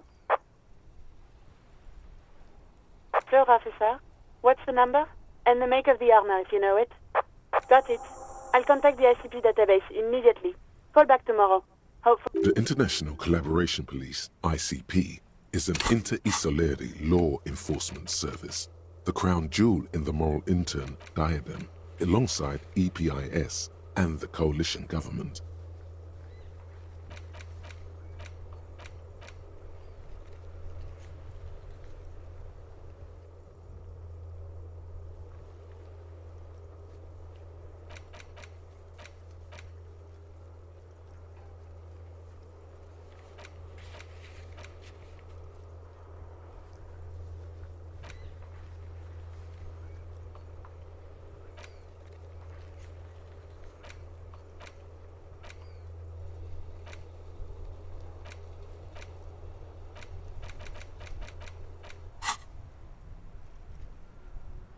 No, and I doubt they'll get back to me before tomorrow morning. 57. In the cabin, you see a set of steering levers, a radio on a hook.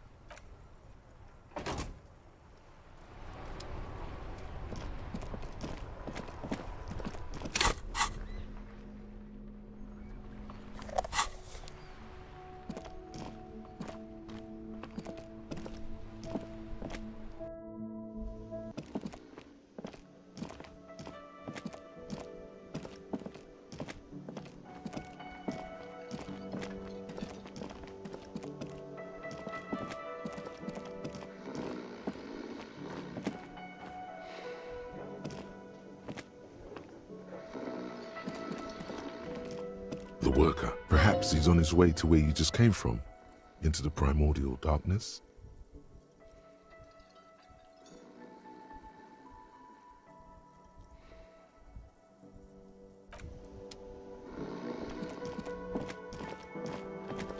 Hello again, sweetie.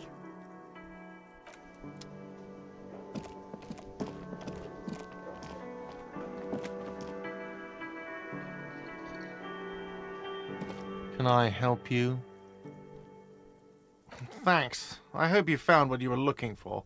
How strange. I certainly didn't put them there.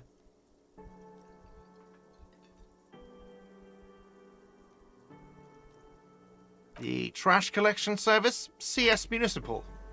I don't see why they would put anything in the trash, though. Ah, the elusive CS Municipal. I doubt we'll be able to track down who was sent here last and when.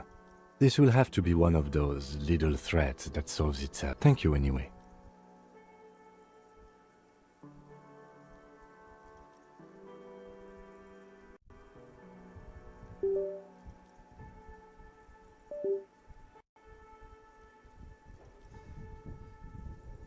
Sylvie had the keys before I got here, and I can vouch for her.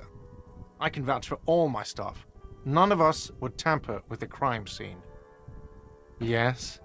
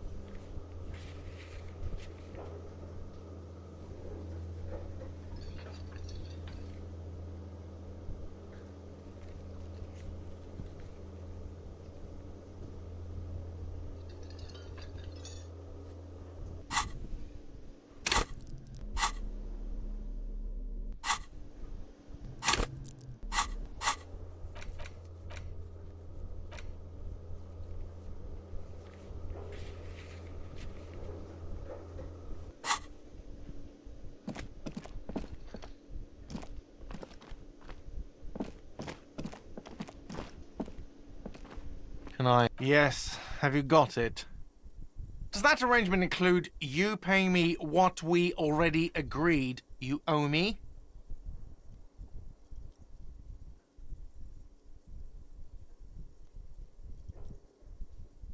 I understand your predicament as the manager. However, I feel I must remind you that we are here to conduct an important investigation that all...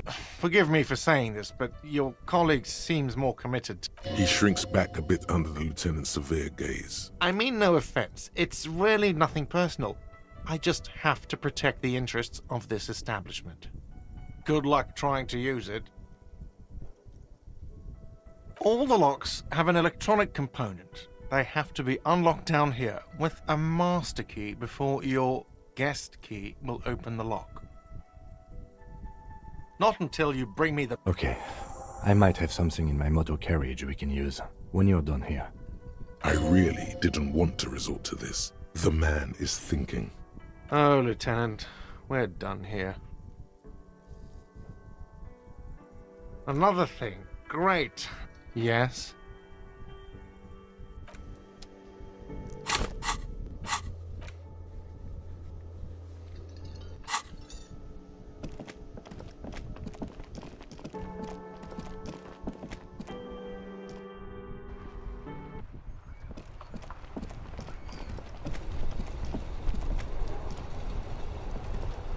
Inside, you see a set of steering levers, a radio... I have something here we could sell. Look in the back, in the suspect transport enclosure. Transport enclosure? Regular people just call it the cage. The cage at the back of the motor carriage looks rather uncomfortable. 4 shiny hubcaps are stacked against the seat. I confiscated this for a little while back. We can take them to the pawn shop down by the Martinez Canal. There are spinner hubcaps, frivolous things you put on your wheels. When the wheels come to a stop, the caps keep on spinning. There's no real use for them, it's just for vanity. A couple of weeks ago, I stopped a young man for going slower than the speed of traffic. Turns out he was some coalition official's son and high.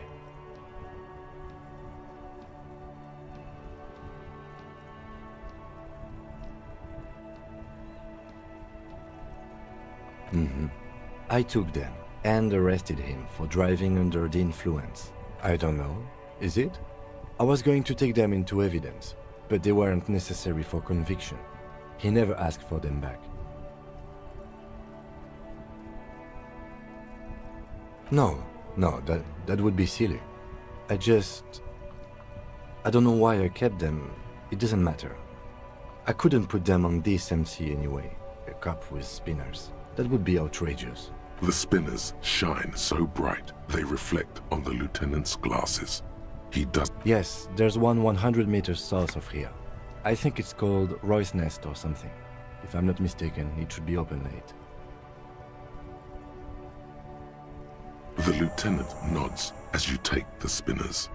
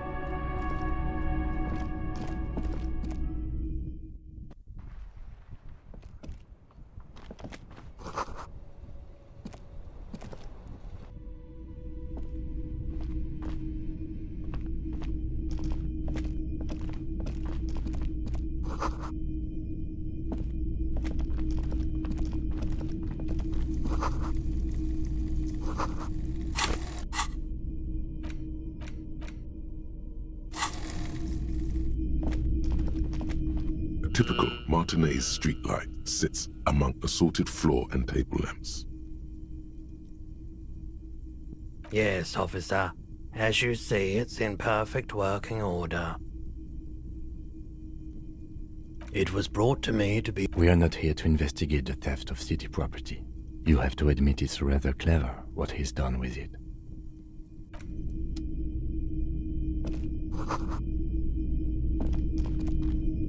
The boomboxes on the shelf look well-loved and well-traveled. One especially catches your eye. Deep gold and amber plastic with a big old handle on top. A classic boombox that says, Stereo 8 approved. This is you. Golden orange. A sunset suite.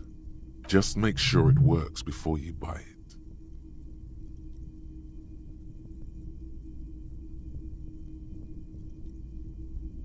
If police work means playing tapes, sure. You can use it for that. Or any other time you'd need to play. Absolutely. I've tested each one myself with recordings of speech, found sounds and music from a variety of genres. Even though I don't really... That's odd. Why doesn't he like music? The stuff I record myself. Silverware shaking in drawers as motor cars race by. Nocturnal animals climbing on the roof. Airship rotors. That kind of thing. Maybe you should ditch music as well. Get into these more experimental...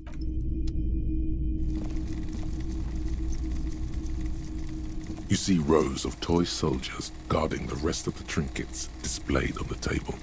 Some on horseback, others in rags, others yet in bright blue uniforms. All are stern and unyielding in their duty.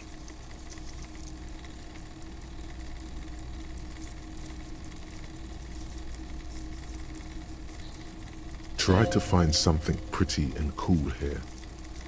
Then use it to win her back. Yes, this sounds off. You shouldn't trust this guy.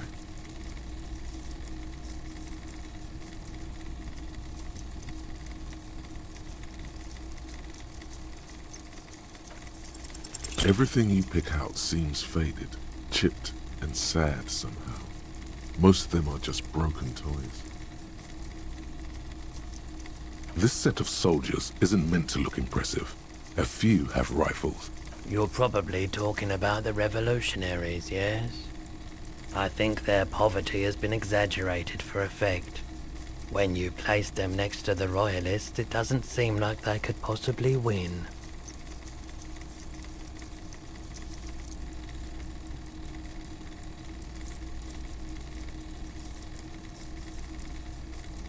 I don't like either set very much, to be honest. But there are many parents among my... They're not all blue. These figurines... Which ones? Ah, those. Yes, they are. Big men on big horses. Franco-Nigerian knights. I used to be very serious about these guys. A long, long time ago.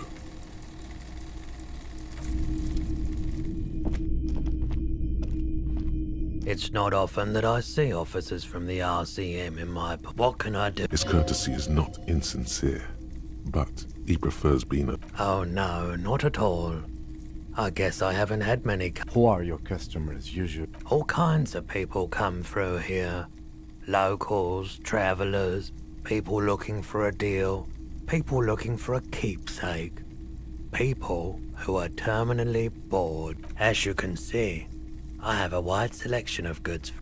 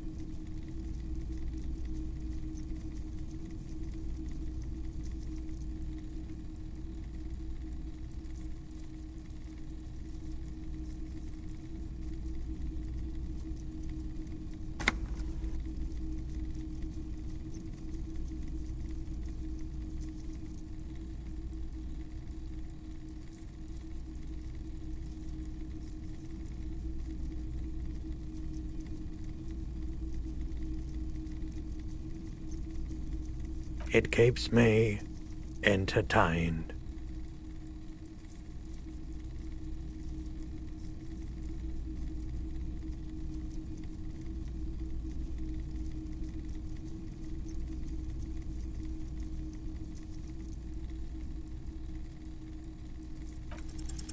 Okay, he definitely is high. Whatever it is, you've looking at his wares, talking to him. A guarded man like him wouldn't tell you if you asked out loud. I doubt it, but I can try and answer it. I do my best to keep my distance from all men. He doesn't know anything.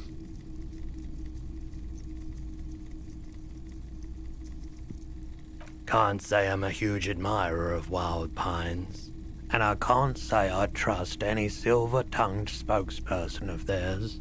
For what should I have for it? No, just people like that make everyone else see the world somewhat askew, at an angle that is convenient for them. Now, you have more questions, or are we?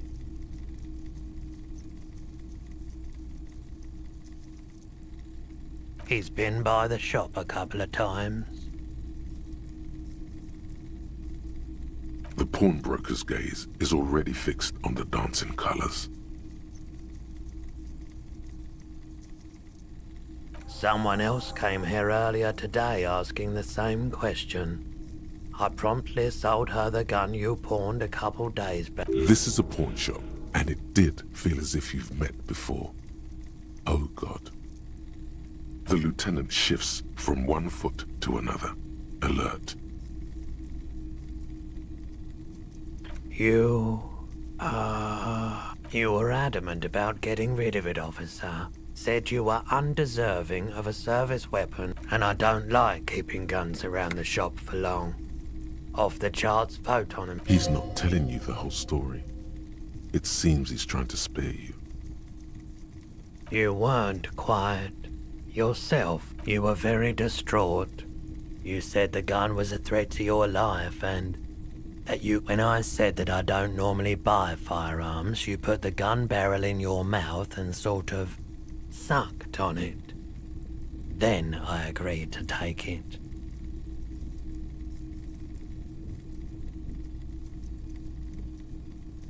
$15 real. The lieutenant looks from you to Roy, and then back to you. It's clear that he hopes this time. This has got to be the most. Wow, there's pity there too, in case you didn't notice. It certainly does, especially in Revachol. She didn't seem like a policeman, although she kept referring to herself as a pig, which was odd. I found her interest, truth be told. Right, so let me get this right. You sold your sidearm, issued by the citizens' militia, and now a civilian. Miraculously, his face does not reveal what's happening inside.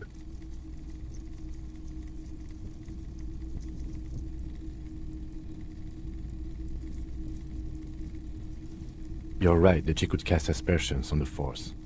We have to find her. My apologies, officer, but I have no... A needle in a haystack. There is nothing you can do about it now. You'll just have to hope you luck upon her somehow. Of course.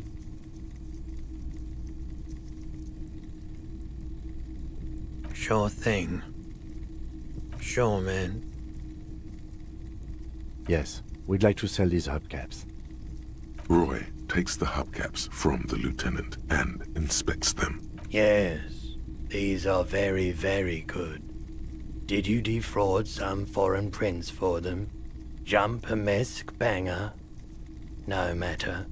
No one was defrauded or jumped, I assure you. Of course. I meant no offense. 200 real. Thank you.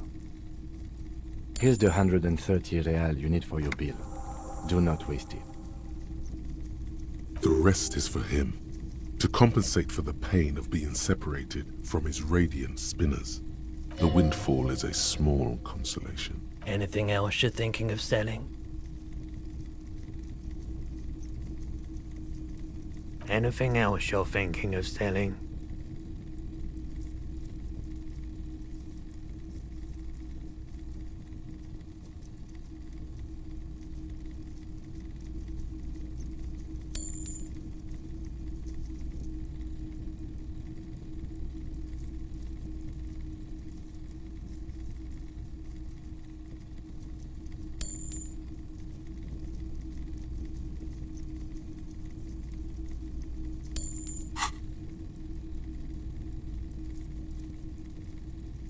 Another time, perhaps.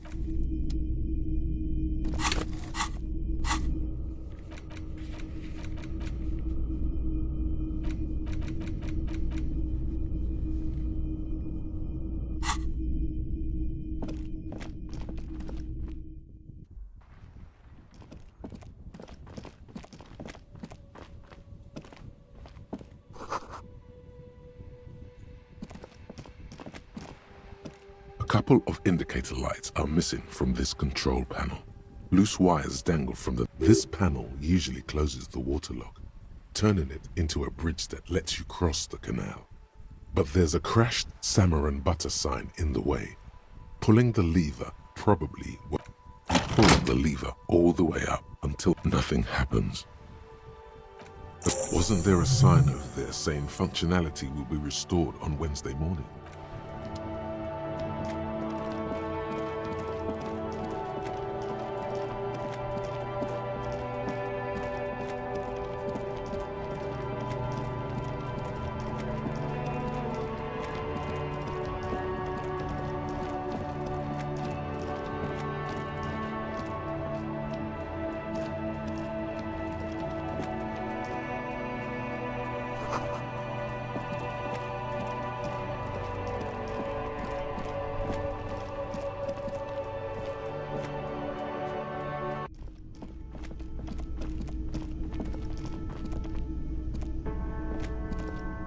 Can I help you? Yes, have you got it? Well?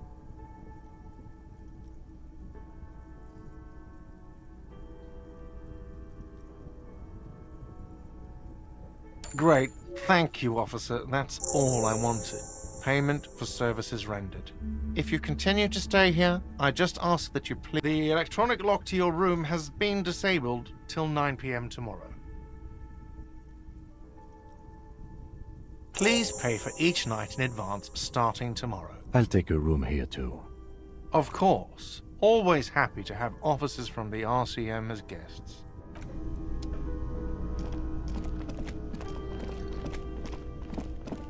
You see a heavy steel door. The door does not.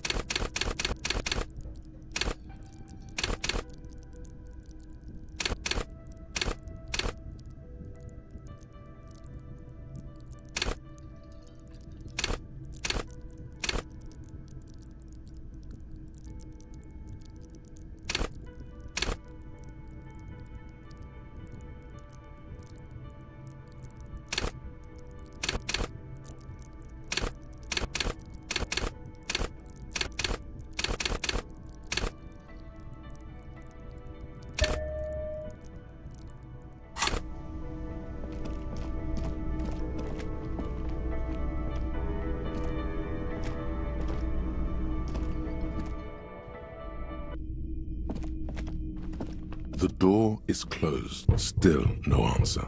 Still, the lieutenant gives... He doesn't like where this is going.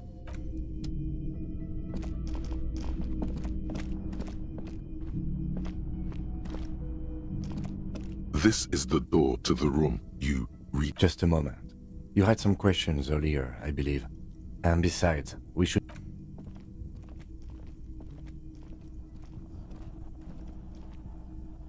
The air outside is brisk. The lieutenant is silent for a moment. He listens to the traffic hum. Then... Where shall we begin? We should talk about the investigation, first and foremost. But I also remember you wanting to discuss the RCM? I have a cigarette every night when I go over my notes. It's... Oh man, he looks so devastatingly cool with that cigarette. Yes. It's been a long and eventful. We performed a thorough initial inspection of the victim's body. So that's... Then you shot the body down, which was quite a shot.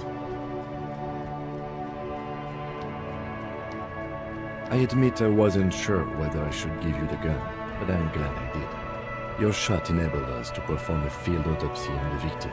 I still feel like we missed something, but at least the corpse has been refrigerated, and we performed a thorough search of the He's right. You could smell it. That something is missing. Even under the over... Now, as for interviews, my list of people to talk to here in Martinez, I mean.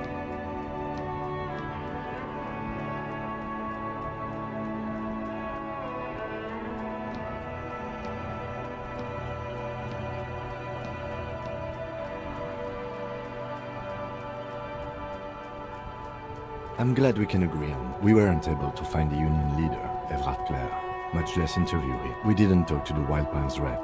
We really must do that tomorrow. Above all, though, today was exhausting.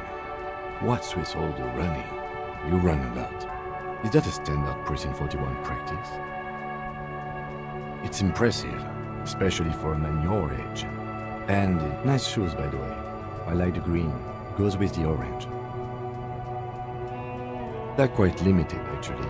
The power officers of the Revachol Citizens Militia exercise most frequently is imposing fines of up to 1,000 real for offenses, in accordance with an interdepartmental schedule. The RCM's primary role is to ensure safety.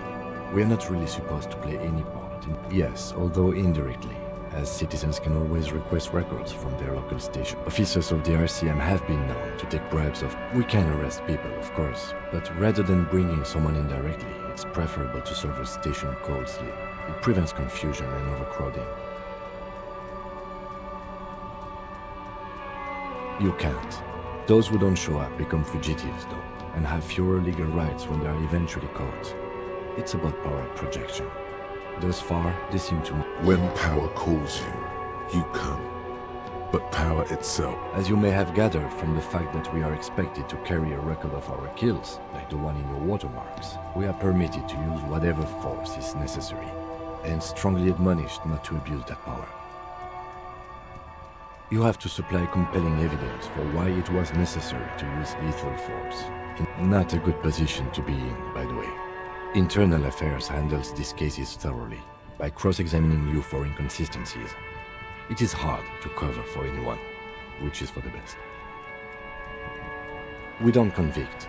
We arrest and send them to coalition government courts in Courron and La Delta. The prosecution works off our testimonies and records, which is why it's paramount to keep them. The coalition government, and the moral intern more broadly.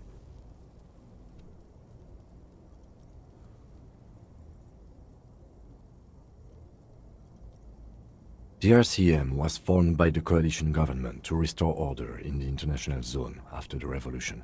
So we did. Now we attempt to maintain that order. No more, no less. Or perhaps it is better to say we were allowed to form. It's a point of contention whether the citizens of Revachol or the coalition government founded the RCM.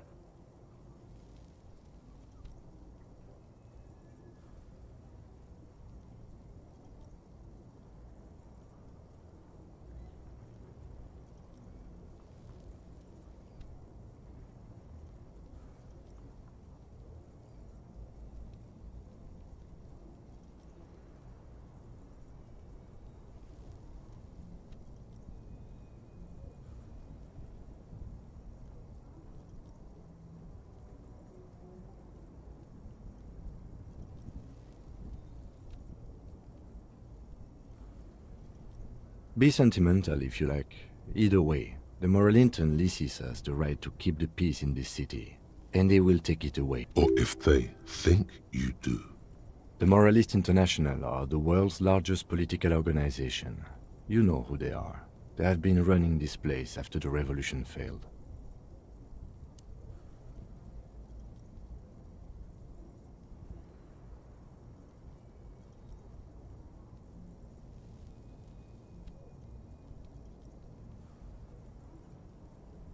There are a union of center-left and center-right parties across the Real Belt. Our coalition government is just one of its many projects. They also run the ICP, EPIS, most intergovernmental organizations in the world. What do they believe in? They are Dolorians. They believe they continue the humanist project set forth by Her Innocence Dolores Day 4 centuries ago. Others say they are just technocrats. Those others say they continue the humanist project set forth by Dolores Day. Interesting question. It's a blue forget-me-not. Their motto is love, compassion, self-discipline. I think you can gauge what they want you to think of them from that.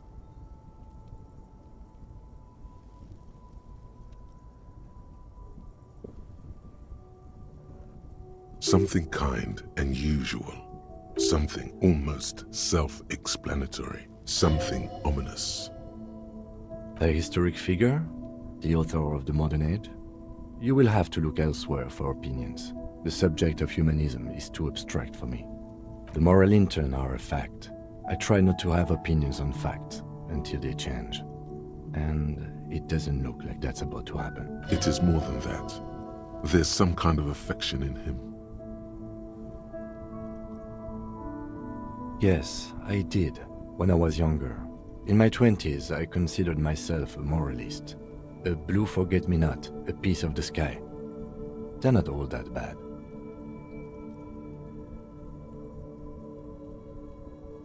That's another leitmotif associated with moralism. But the years have changed that. I don't know what I believe in now. No, I believe in the RCM.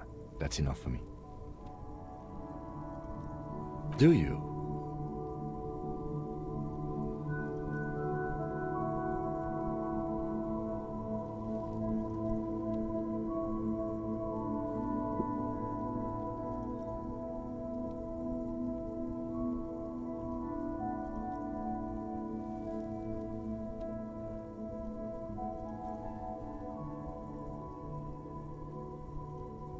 No. We are stooges of the world's biggest bourgeois organization, protecting the people of Revachol. That's the hand we were dealt. Without the MI, we would be common vigilantes.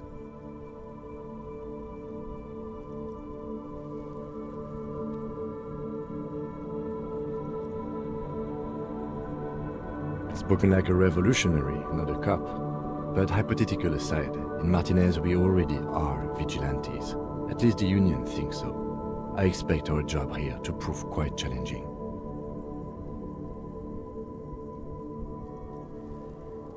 The dying lights of the city shimmer below. Slowly, like luminous clouds, they pass. This soldier is the highlight of the day for me, he thinks. An aerostatic passes overhead, the whiskers of its floodlights on the ground below. Kitsurag's glasses light up as he looks. They really don't like us here. And the mouth on that kid, Kuno. It's different inland, in Jamrock and the GRIH. It's our fault for leaving this place to the dogs, to the Union, to the company, not daring to come here more often. This place has fallen between the cracks, the jurisdictions of our 2 precincts. We run this city. West of the river is RCM land. It's incredibly hard. Human beings are... But we are in control, and it's worth it. The organization works, our systems work. If they didn't, the city would disintegrate.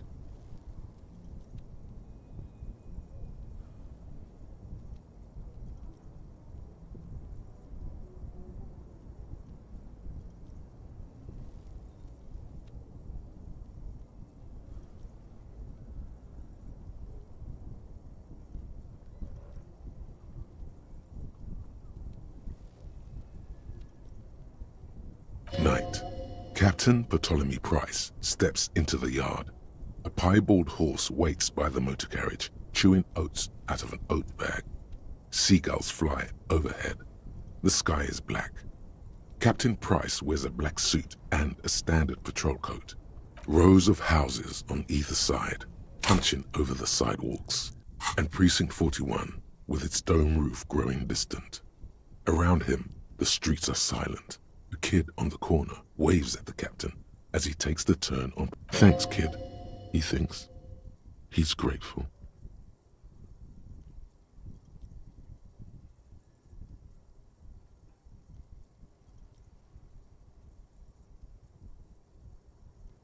Me too. But I wouldn't count on any drastic changes in our lifetimes. Yeah, it's getting very cold now. Let's go.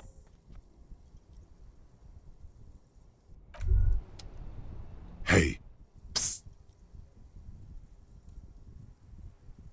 Yes, you. Word on the street is you're ready to start building communism again. You keep saying things like, down with the bourgeoisie, eat the rich, sodomize the landowners, impale all people who have more than 25 real in their pocket, literally murder all human beings regardless of their political beliefs. That kind of stuff. Okay, not in so many words, but don't deny it. You're about to rip off that mask of social democracy and reveal the monstrous seven-eyed lamb of global communism that will... Everyone can see that. So tell me, do you have any questions before we fire up the big communism builder? Or do we get right down to it? Failure. It's about, yes, abject failure. Total, irreversible defeat on all fronts. Absolutely vanquished, beaten, curb-stomped and pissed on. Until you came along. You will reverse the fortune of the workers of the world. You alone, against every living thing, against every human alive. 800 trillion real in the hands of an impossibly well-organized ruling class. Towering city blocks of bankmen who have the ears of prime ministers. You against the atom, the charm and the spin, where the whole world failed. Matter failed to bend to human will. Human will failed to get out of bed and tie its laces. You alone, single-handedly, will rebuild the dreams of the working class. Now get to work, comrade. Very well. I guess no one will build communism then. Tell the working man it's over. No objections. It's mathematically impossible to achieve a class. Anyone? Anyone else? There's no one. Okay then, lie down and let the water carry you downstream.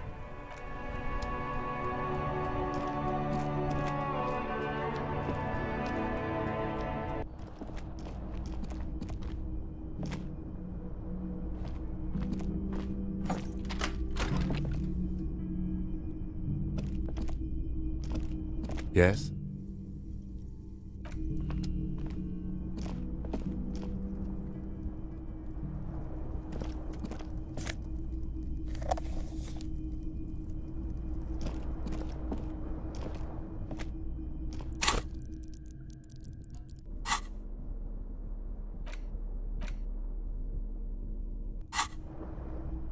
The bed is cold and not particularly inviting, but it's yours.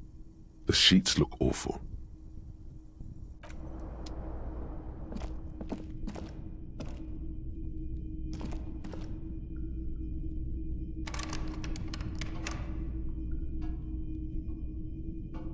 A mirror hangs on the bathroom wall. In it, your face, adorned with the expression.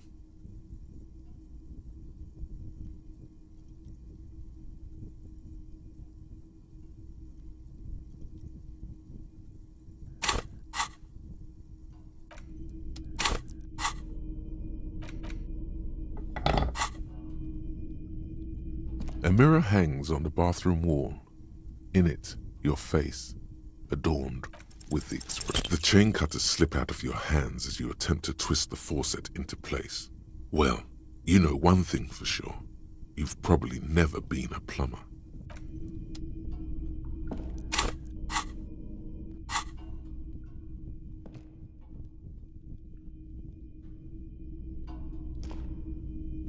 A mirror hangs on the bathroom wall. In it, your face, adorned with the expression.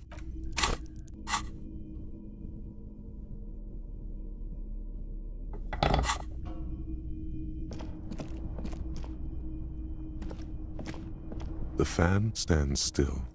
The switch must be broken, because nothing happens. The air in the room, the lights are on. The lights are, the switch must be broken.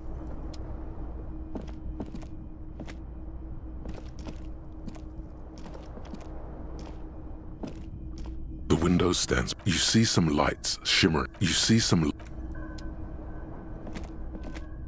The bed is. The sheets feel at once coarse and clammy against your skin. The bed sags beneath your weight as you stretch out and finally close your eyes. And then sleep. And then sleep doesn't come. Maybe it's the bed's fault. Its synthetic filling has separated into hard lumps. The pillowcase smells oddly. It barely covers your toes, stretching over your soft belly. This is your body here, intimate and warm. Under your thrumming eyelids, you see a dizzying array of colors. You won't get off this carousel. Quite, it's a little better. Colors, scenes, and half-formed phrases still litter your mind. Part of you is still trying to solve the case, isn't it? Something to do with, what was it that the lieutenant said? Union? And it's gone again. Your thoughts lost between your breathing steadies. A great silence washes over you until your eyelids twitch in your sleep and images start forming.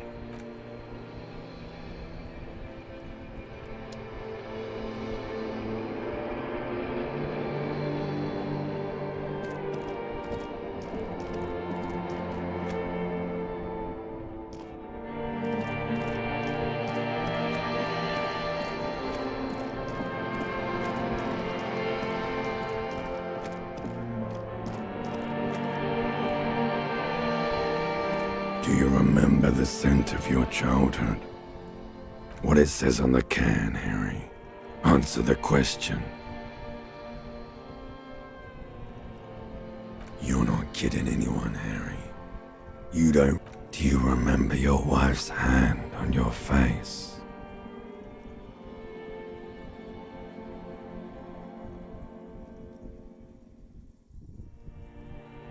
You know who I am.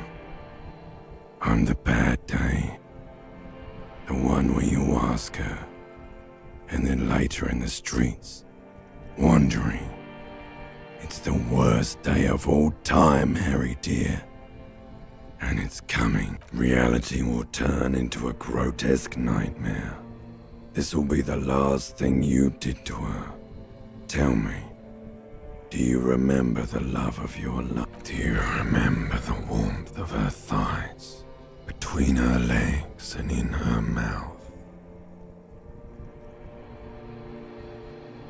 That's right, funky baby. And you just stood there.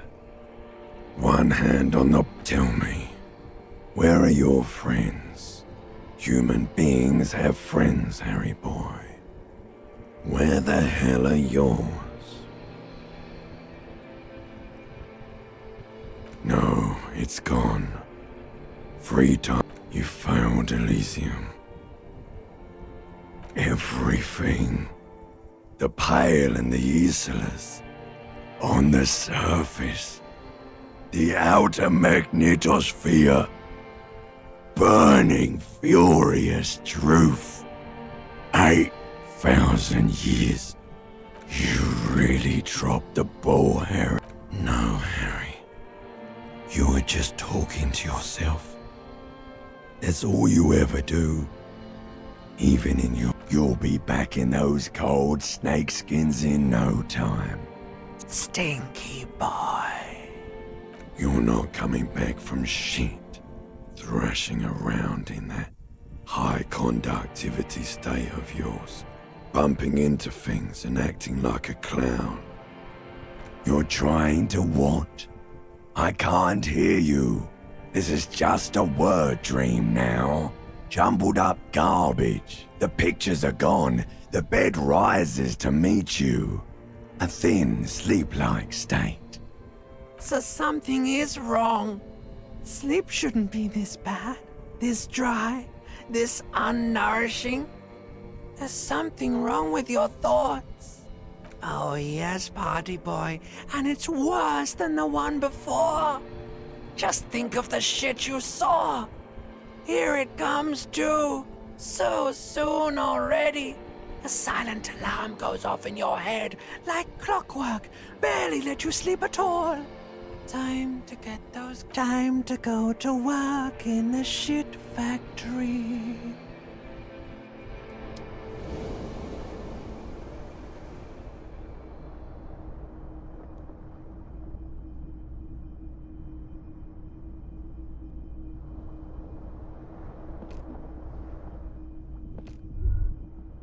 Good going, buddy.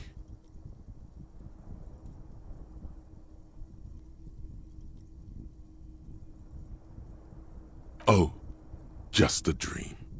You have ones like that all the time. You feel even worse this morning. You mean, why are you so tired? Too tired and down to even think? It is worrying, isn't it? You can't be a detective like this. Detectives need to be able to think. It's just that your heart has finally pumped all the speed out of your system, Buster. Don't do that. Stay strong. The hangover will wear off. You don't need to keep doing this to yourself.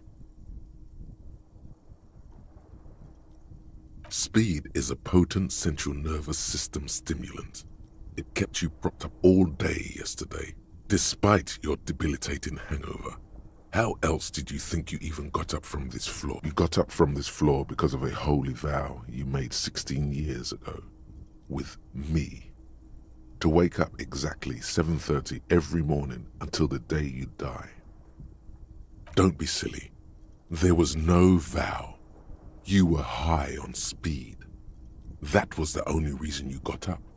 You can't detect without it. Are you sure? Ready to live as this pathetic shell of yourself for days? Basically, a week? Let's be honest. To suit yourself, slow, sad shell man. See how you do without your spark.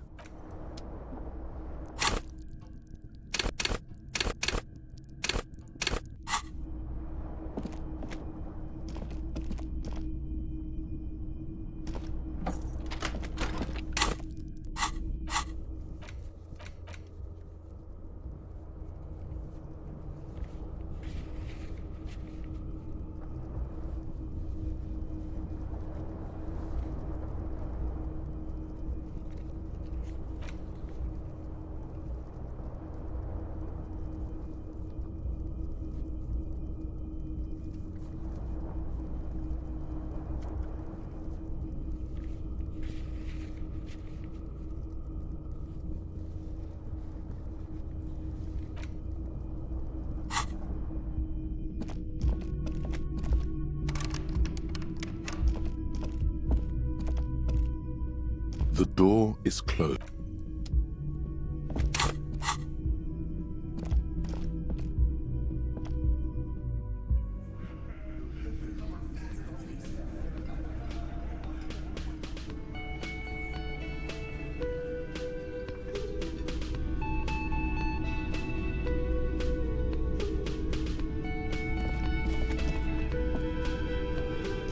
Morning. Looks like we can get to work at once. The union muscle turned up. They look rowdy. We should talk to them. I mean ungovernable. Martinez isn't exactly enthusiastic about the RCM being here. They prefer to be men who drink beer for breakfast.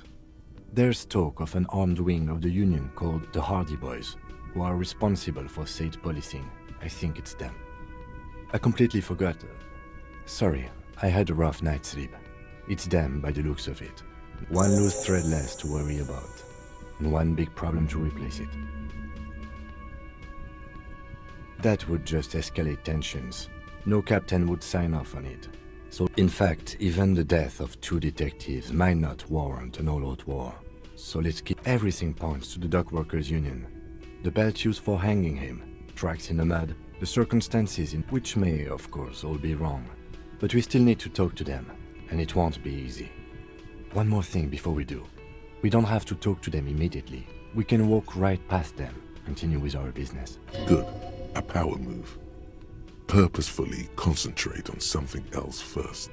But aren't you curious to know what they have to say about the murder? They're in no hurry to leave. They think they own the place. Anyway, I leave that choice to you. Whatever you decide is fine.